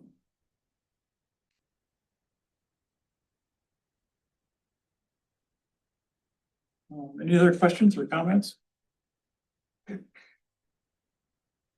Seeing one, all those in favor of the motion, Joe to proceed, Stantec to proceed with phase 1B, proposed schedule and the facility plan amendment, phase 1B, signify by saying aye. Aye. Oppose? Aye. 4-1. Abstain. Okay. One abstain, one nay, 3. Ayes, it's approved. All right, the next item was a pay request. Semi-final, final or final? Semifinal. Okay. We do have a pay request for Fitzgerald Excavating and Trucking. It's a semifinal payment. So that, we reviewed the quantities, or the pay request totals $33,873.11. Essentially, we've reviewed the quantities with the prime contractor and the subcontractors corrected any errors or omissions that existed in the pay request. All that remains at this point is for the contractor to get paid out the remaining $43,066.72. It's a semifinal, so they use this total contract value to get their IC-134s, the forms from the state, and they can document that they're paying they paid their subs and those types of things, and then we'll come back at the November meeting with the final pay request. That essentially pays out the retainage, and then this contract would be closed too, so then the entire project would be closed out. Construction standpoint for Fitzgerald and for Stock Construction at the wastewater treatment. Are there still outstanding punch list items? A couple. The outstanding punch list items are really overlaying some settlements in the street, trench settlements. And so I'm told the contractor, I've been told they were going to be here last week and the week before, but I did talk to him again today, and they assure me they're going to get that done this month. So, you know, we won't find it all out unless they do that work, but I think they'll do that work.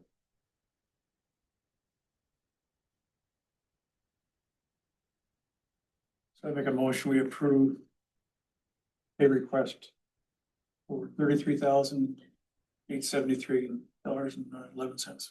Second. Any other questions?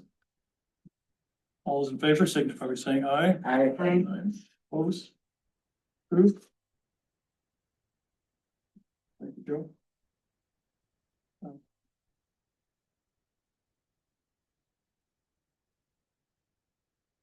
Planning and zoning. Mr. Green's property.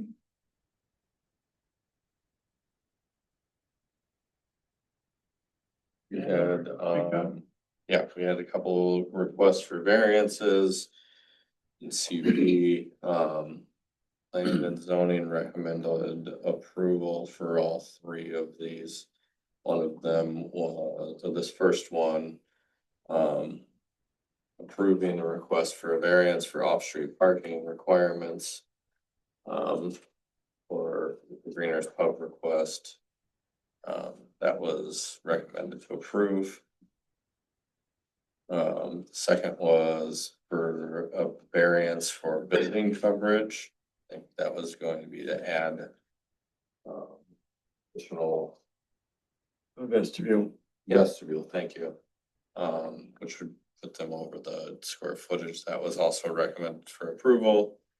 And then the CUP was also recommended for approval. So Evan had a conflict tonight, but I do have, Evan and I visited. I can help answer any questions that you have about this if needed. Know that there was, one of the recommendations was to reach out to the church. Did you guys get something? Did you want to speak to that? Right after the P and Z meeting, we met with the council, the church council. And they had no issues with that.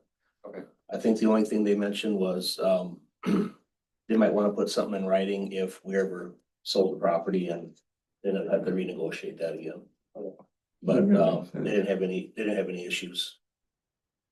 Did they put anything in writing for you? Yeah, I think that's important to put it in writing because we've had that issue before in the past. Basically, what I mentioned to them before we left was I'll leave it up to them on how they wanted to write that up, so I could follow through with the pastor and, you know, but they unanimously all approved it and said that that's not an issue. And then we would help share each other's parking lots too as well. Yeah, that's one of the conditions of approval that we have in here is to have that in writing and to have that submitted to the city. So That was, the condition of approval was that they approached the church about it. There was not a condition that the church had to approve or put anything into writing. believe that's how I read it, it was. That is how I read it too. I think my comment was a little different within the report. But that condition as it was written just kind of says you've got to make that attempt, but I kind of feel like it would be a good, yeah. I think it's a really good thing for both parties to get that in writing and understand that so that it avoids any hard feelings in the future, because it does happen. I've seen it before. It's a benefit to both of them. Yeah. Leadership groups change, you know, one then coming back and saying, well, we don't wanna be here anymore. Right. Well, they change at the city, they change, Yeah. you know, property owners change and people on the parish council undoubtedly change too. And I make a motion to approve it. The resolution for the. Yeah, I guess we gotta do it by roll. You gotta. Right. I don't care which one we're starting with on them. We'll do We'll do all three of them 21. together. I think we should do Well, we're the, talking about the parking. we gotta do it separate. That's Yeah, what we gotta do. 25, 21. Let's do that one first. 22. What I've got here. That's- well, there was one other condition there I'd like to talk about a little bit. One of the things that I pointed out is it might be possible for the property owner to use the existing 30-foot wide access off Minnesota Avenue for perpendicular, you know, pull in off the road and park there for your staff or something like that. You get 3 extra stalls. You know, we're pretty short on stalls in terms of, you know, what the ordinance requires and what is being provided. And I think anywhere that we could get them would be helpful. It's already paved. It would just need to be striped and signed. Would that be something that either the council would allow because it's in the public right of way? And would the property owner be interested in it? It's something that I did suggest, and you know, it's up to you whether you want your right of way used for that purpose. And whether the property owner would be interested in using it. But I see it as 3 additional stalls, and it's in an area where I think parking is kind of at a premium, and anything you can do to get an extra couple stalls is gonna help that situation, especially on a Friday night or whatever. And that's on page 2 of the resolution. Conditions of approval are page 314. Yeah, item, 4 conditions there. We talked about one. Can I add something on that? Yep. So to go back to Joe's question, I would prefer not to, because it would wreck the aesthetics of our entrance. We're putting a lot of money in the front end of our business. And I'd rather have them see our business and be able to see through it. We're putting a lot of glass. Rather than seeing cars that could, you know, take that view away. And then also, from my understanding, I'm not sure if it's true or not, but I believe it's on the north end of the church parking lot. That's considered city. And, There's a 100-foot right of way. right, because when I went to the church, that meeting, I sort of looked at that. I think I got a vision of where that's all at. All is the north side of Tossel's building, straight east and west. It goes all the way to basically where Kane's Second house is there. First So that's quite a bit of parking there, so that we could potentially use too. I think if you've got the church and the agreement with the church, you've got plenty of parking that there is, people do it that way. And again, what you were talking about with the front of your building, you want that to be visible from the street, and cars would block a lot of that stuff that's there, And so. we're planning on having a nice cement pad in the front with some chairs and maybe a couple bistro tables where people could see as they're driving by, watching people licking an ice cream cone or something, you know, so I want to make sure that people see that as well. To know that it's not, you know, and that's the thing I want to make clear too is everybody's just talking about bar bistro. I mean, this is basically going to be a bar bistro boutique. We're looking at more of a general store setting. This is not going to be no late night bar. You know, so I just like to make that clear too. I mean, if there's going to be a lot of, you know, chocolates, ice cream, dirty sodas, merch. So basically a general store setting. You're gonna be closed after the council meetings, is what you're saying? Did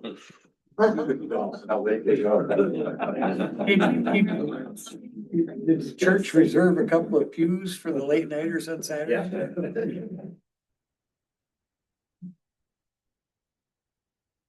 Anything else, Joe? So the council's not in, Yeah, no, I appreciate it. there doesn't seem to be any interest in that.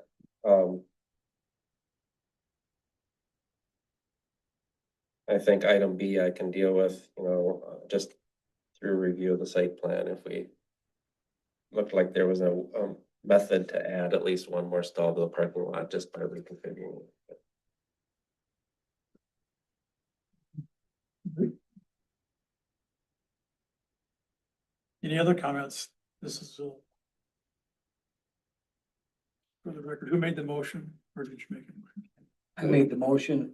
Oh, I seconded. Jim seconded. for resolution 21. Yes. Thank you. Any other questions?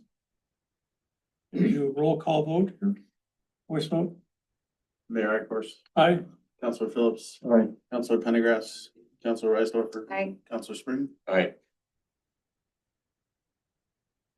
and then the next one is 2025-22. I make a motion for that.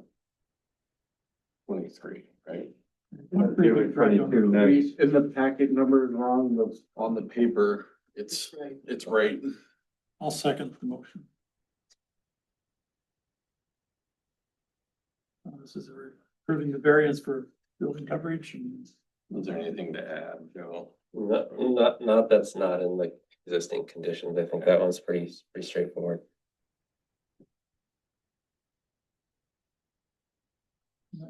any other comments? Say none. Voice vote, please. Mayor Ikorst, Aye. Counselor Phillips, Aye. Counselor Pendergrass, I, Counselor Reisdorfer, I, Counselor Spring. Aye.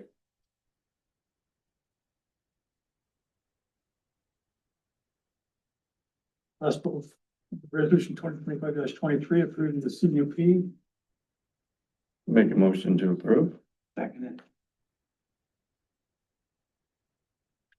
I do have one discussion item under the conditions unless council has other things you want to talk about there.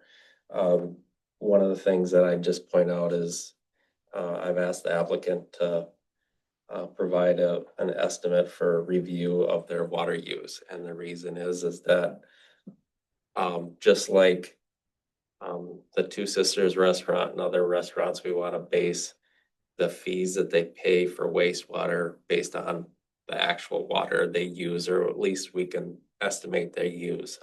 They were assessed for a storage building when that was done in 2022 for 1 ERU. Well, that's essentially 5,000 gallons of water per month. It's likely they could use, 3, 4, 5 times that. And so we would adjust their fee for the plant wastewater treatment facility, the plant investment fee, as well as the trunk sewer based on that calculated ERU. And if we want to, we can monitor that over 6 months, or we can base it on the estimate if we think that's going to be accurate enough. I'd prefer to monitor it over 6 months and make an adjustment up or down, but initially we'll base it off the estimate. They make the payment off the estimate, and then we'll make a adjustment after 6 months of normal operation is what we did at Two Sisters. And if we want to Right. perpetuate that here, we could do that. I think that's the right way to do it with 6 months. There's no question about that. And we did it with Two Sisters. That way, at least we have a good reading that there is, so. Take that long, just figure it out. So just follow that process is what I'm kind of saying, and that's what I'm hearing you agree to. And then, of course, we'll need that estimate about your water use, and then we'll calculate the wastewater fees based on that. And then we'll monitor it over 6 months, and, if it's more, you'd have to pay more. If it's less, we get a credit. Just a note, Rachel, the condition of approval, point number 3. We have a couple X's there that need to have the resolutions number put in. 21 and 22.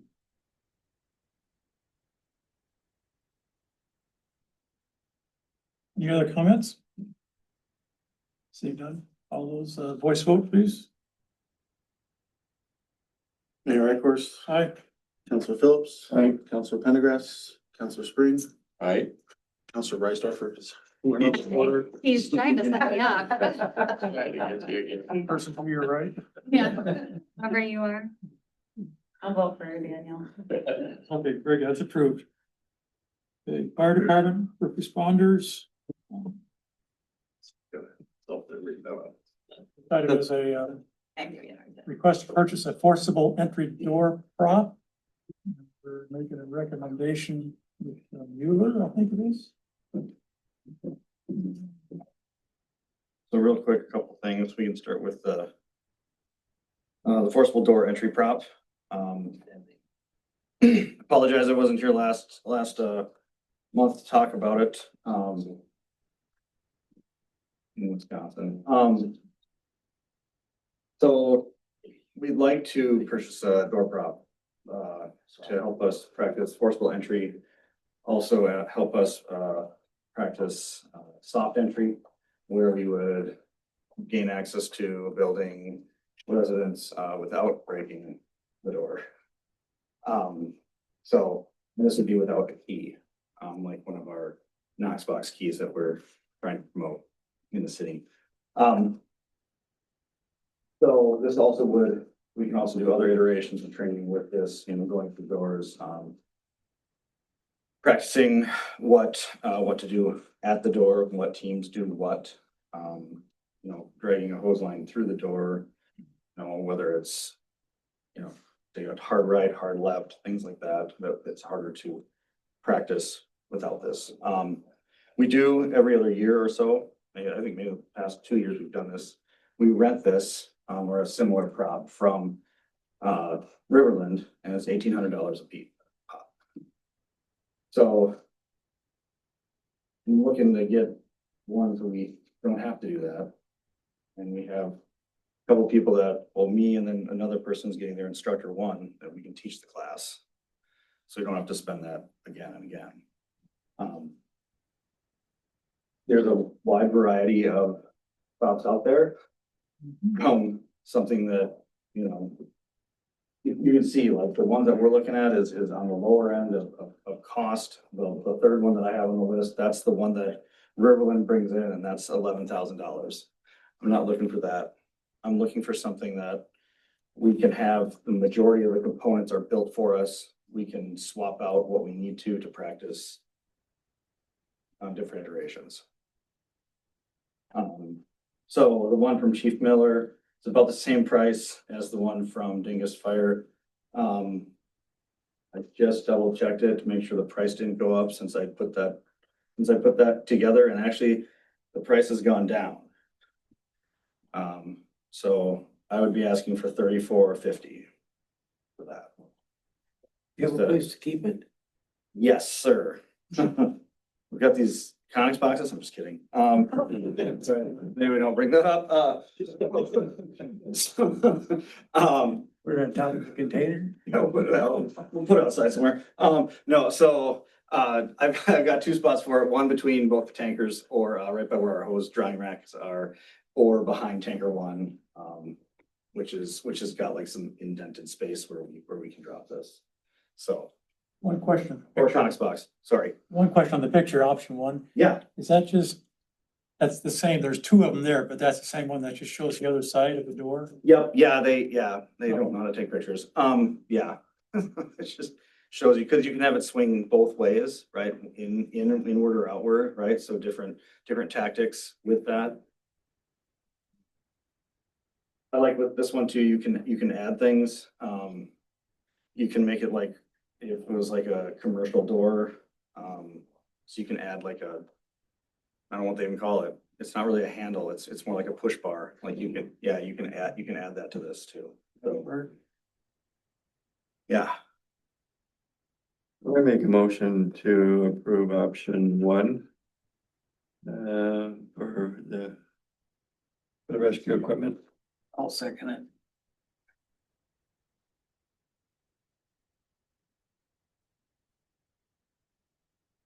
This is something that you could end up renting out to other departments or offering training to make up costs? I mean, is that with you getting your instructor and having another instructor, is that something? Rent it to Pine Island. It's even feasible. Old idea. We could. Or would that be a headache? I mean, it's not too much of a headache. The reason that I got my cert was so that I could teach and it could be, you know, it can count towards our training or CEUs. So having another person coming on doing that as well will help. So yeah, we could use it. We can, like when we did our pump training, I think 2 summers ago, 2 summers ago, we invited other departments and we had a couple come in, you know, help defray the cost there too. I think it's important not to break doors during the winter time here for people. Yeah, I always tell people with those, with the locks, you know, the lock boxes or Knox boxes that, you know, it's only $100, it's only $150. Like, please do this. I mean, I got 20 guys that want to go through a door. I mean, but if we don't have to, let's not. What fund are you taking that out of, Johan? This is going to come out of training. What's in there now? Do you know? I've got $3,700. So the motion was for the 3450. Yes. Is that 3450 plus shipping? No, that's including shipping. Okay. Black Friday deal. I don't know. I always look for coupons before I buy stuff. I don't know. Was this on Amazon Prime Day? Actually, my garage, but no. What's that? You had a coupon in your notebook. I always got one in there. Is there any door that fire department can't open up? Did they tell you about? You got a saw, right? That sounds like a challenge. I don't. You have a door we want to look at, Yes. You know, Jason. Yeah. Well, there's not. Not really. It's on Paul's house. Let me try yours. Okay. Any other questions? Seeing none, all those in favor, signify by saying aye. I. Opposed? So real quick, 2 other things. I appreciate that a lot and the firefighters will too. So it's one of our favorite trainings because we get to use the saws and we get to break stuff. So the last thing for you tonight, is, we are down to, so we were at 25 firefighters, but we had some people leave. Tucker Loy, who you know, is in the Marines. So he is on leave, from the department. So that, go ahead. You want to do the resolution first? For which one? Gambling Yeah. resolution. That's fine. Ken's here too to talk to that if you need him. Oh, go ahead, once you finish. Okay. So for the new hire, so Tucker Loy is on leave. Erica Schaefer, who was on, her father was also on, Adam Schaefer. She graduated from college and she is, not living here. So she's in La Crosse, working in West Salem. So, I had a conversation with her and said, you know, as much as we want to keep you on, we really need people here. So she said, absolutely. So she's resigned. And we have one of our other firefighters, Carter Cecil. He's up in Fargo at NDSU. I would have picked UND, but he picked NDSU. So, and not Iowa. But so we're down multiple people. So I could really use some, you know, another hand, another firefighter. And Grace happens to live, Grace Cunningham is who our new hire recommendation is, and she lives north of 75th Street, so in the township. So that's helpful too.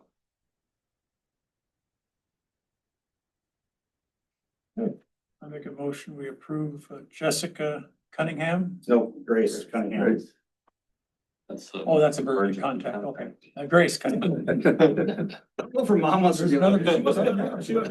another- All told that thing. Exactly, that's what it was. Yeah. Who seconded it? I'll second Yeah. that. Comment?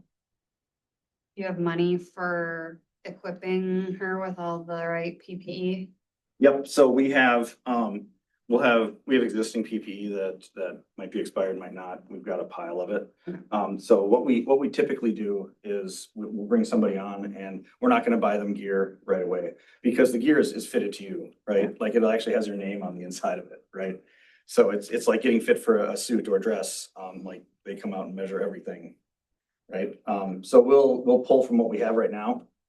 And then once she gets through and gets her cert and then is on a year, then we'll pull the trigger.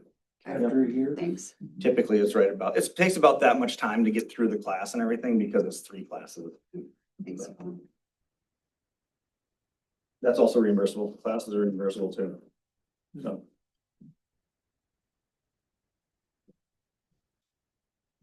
Okay. Great, thank you. And the resolution? Maybe the Talking vote. about the- Oh, We got a vote. We didn't vote on that. I wrote on the I need to All in make favor, them- signify by saying aye with grace. Aye. Aye. Approved. Just accept the resignation. Oh, do you want to speak to the resolution? Do I need to? Gambling The contribution. only question I guess I have is the gentleman that was here earlier, Andrew. He said resolutions were needed for gifts or goodwill donations. And 10% is not a gift or a goodwill donation, that's a administered fee, so I don't know that a resolution is necessary, but that's just. a We're doing question. this to track it. Yeah, and I'm not saying Yeah. it's a good thing, but Yeah. he had only mentioned it towards gifts. So, okay. Yeah. It doesn't hurt to know how it got to the city, Yeah. so. That'd be the idea of the resolution. I make a motion to approve the resolution 2025-25. I'll second Does the resolution say like what account it's going into and all Uh, that? it doesn't say that one, it's just state statute it. and what it is. The contribution ordinance. Ordinance 130.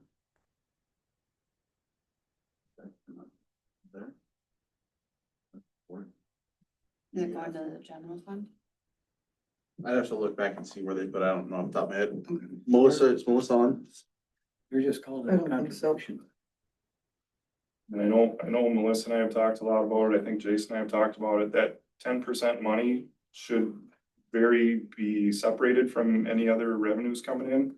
Cause it is something that needs to be documented.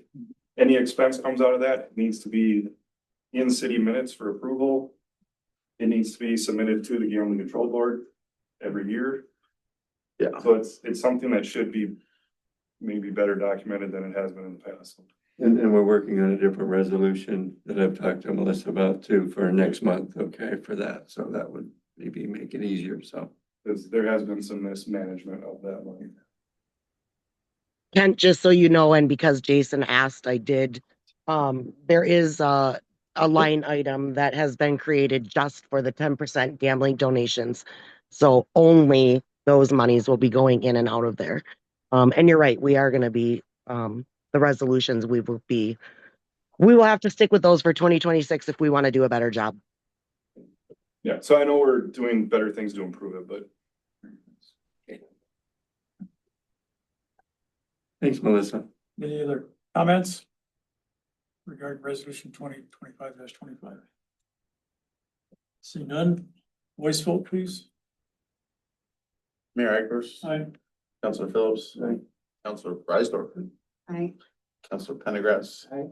Councilor Spring. Aye. Jumped all over for that. Make a mistake. That's jumping at.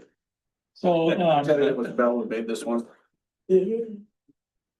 Nixon Riley. I've got a hard stop at 9:30, so grandchildren I need to take care of, so. Okay. Move along. Streets and roads. Reducing residential speed limit.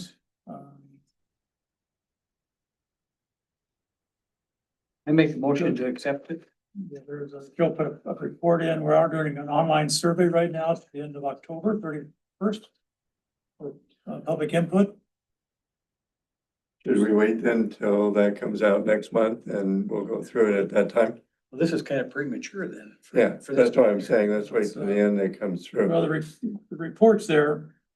But we can wait till November, it's fine. Yeah. We probably should if it's. Yeah, if you got public comments. but it's- Make a motion to table till next month. Yeah. Can we get that the morning of the meeting? We'll second that. Can we get that the morning of the meeting? All in favor? You wanna go there? It's just keep one moving. All in favor of tabling it to November, signify by saying aye. Aye. Aye. Next item is a MnDOT request for blood damage repairs. No, an LUP. Let's see here. Sorry. It's on No, it's not three in here. thirty. What On page is it? Parks and Trails. Yeah, it's on page 330 There of you your go. packet. That's page 330. It's listed as 2025-21, but it should be 24. Reference. So I make a motion, we approve the limited use permit. It does require notarization, and that will take care of that, but I'll second it. You made a motion, Randy? I'll second that. I'm curious, this has to do with the access under the bridge, correct? right, Okay. those three bridges that we used for. But we have dam to removal. remove that renew that every 10 years.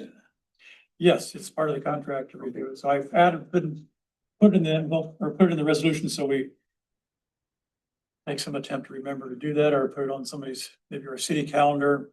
Yeah. But that is renewable. Yeah, we They were have- very gracious in that we didn't have to require any more drawings. We just showed them what we used for the dam removal, river restoration projects. Yeah, we talked at Parks and Trails about putting it on the city calendar, so we can start to talk about it at year 9. So it's another step forward in access and it's. So is that gonna end up being an access to those trails from the? That's gonna allow us to For go the under public. under the MnDOT property. Yeah. That's what I thought. I remember that being a It discussion. ends at the right of way as you go underneath the bridges. I remember that being a discussion. That's why the bridge has that extra length on it. Any other comments? Seeing none, all those by voice vote, please.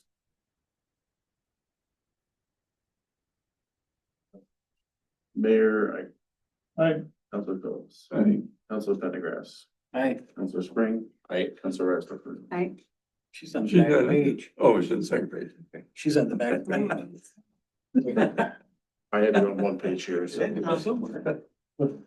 Next item is Jason Ottman's flood damage repair. Make a motion to approve. Second. Is he finished his work or still working on Alice Park? He's got a little bit of touch up to do on Alice Park, but very little. So essentially, yes, he's finished. Any other comments? We have a motion to approve the $32,383. I'll second it. Great, Daniel. All in favor signify by saying aye. Aye. Opposed, it's approved. The ERC Employee Relations Committee workshop with the fire department, first responders tomorrow night at 6. There's an agenda in the packet. This is the second one we've had. Back in July, I think. Ongoing awareness and working relationship and some good topics there.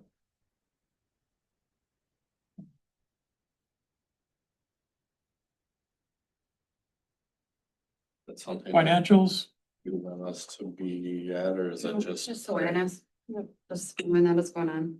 FYI. We are trying to do one with planning and zoning, and Kathy, 12 system. November 12th. Yep. The DNR and Armor Grant forensic. Here, that was all on the memo from Jason this afternoon. It's a separate email.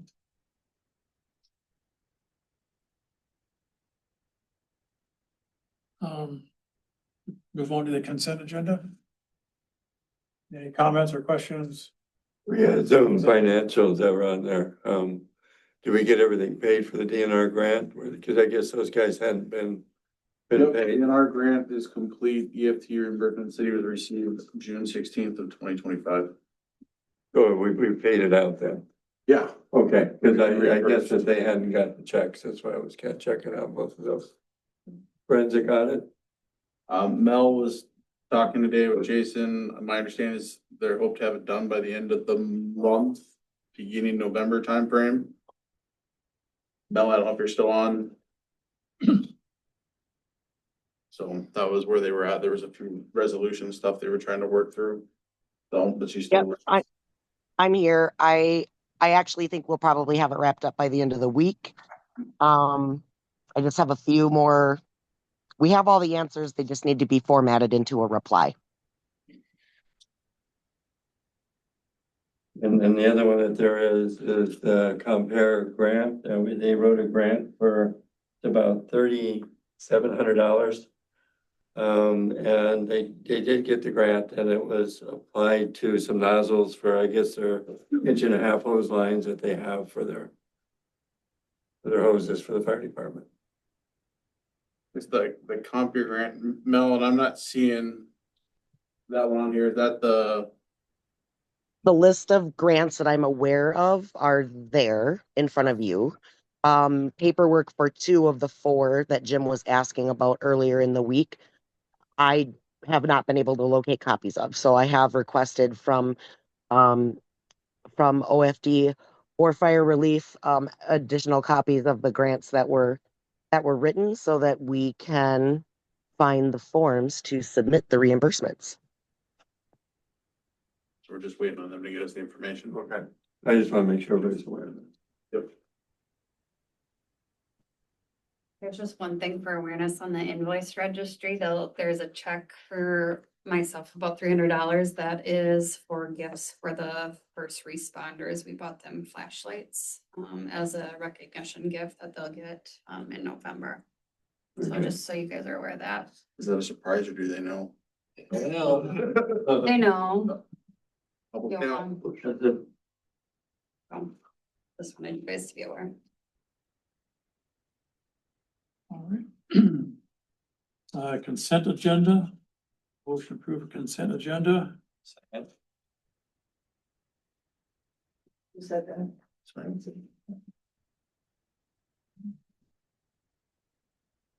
All in favor, signify by saying aye. Approved. The adjourn? Second. Motion. Favor, signify by saying aye. Take care of it. Aye. Great.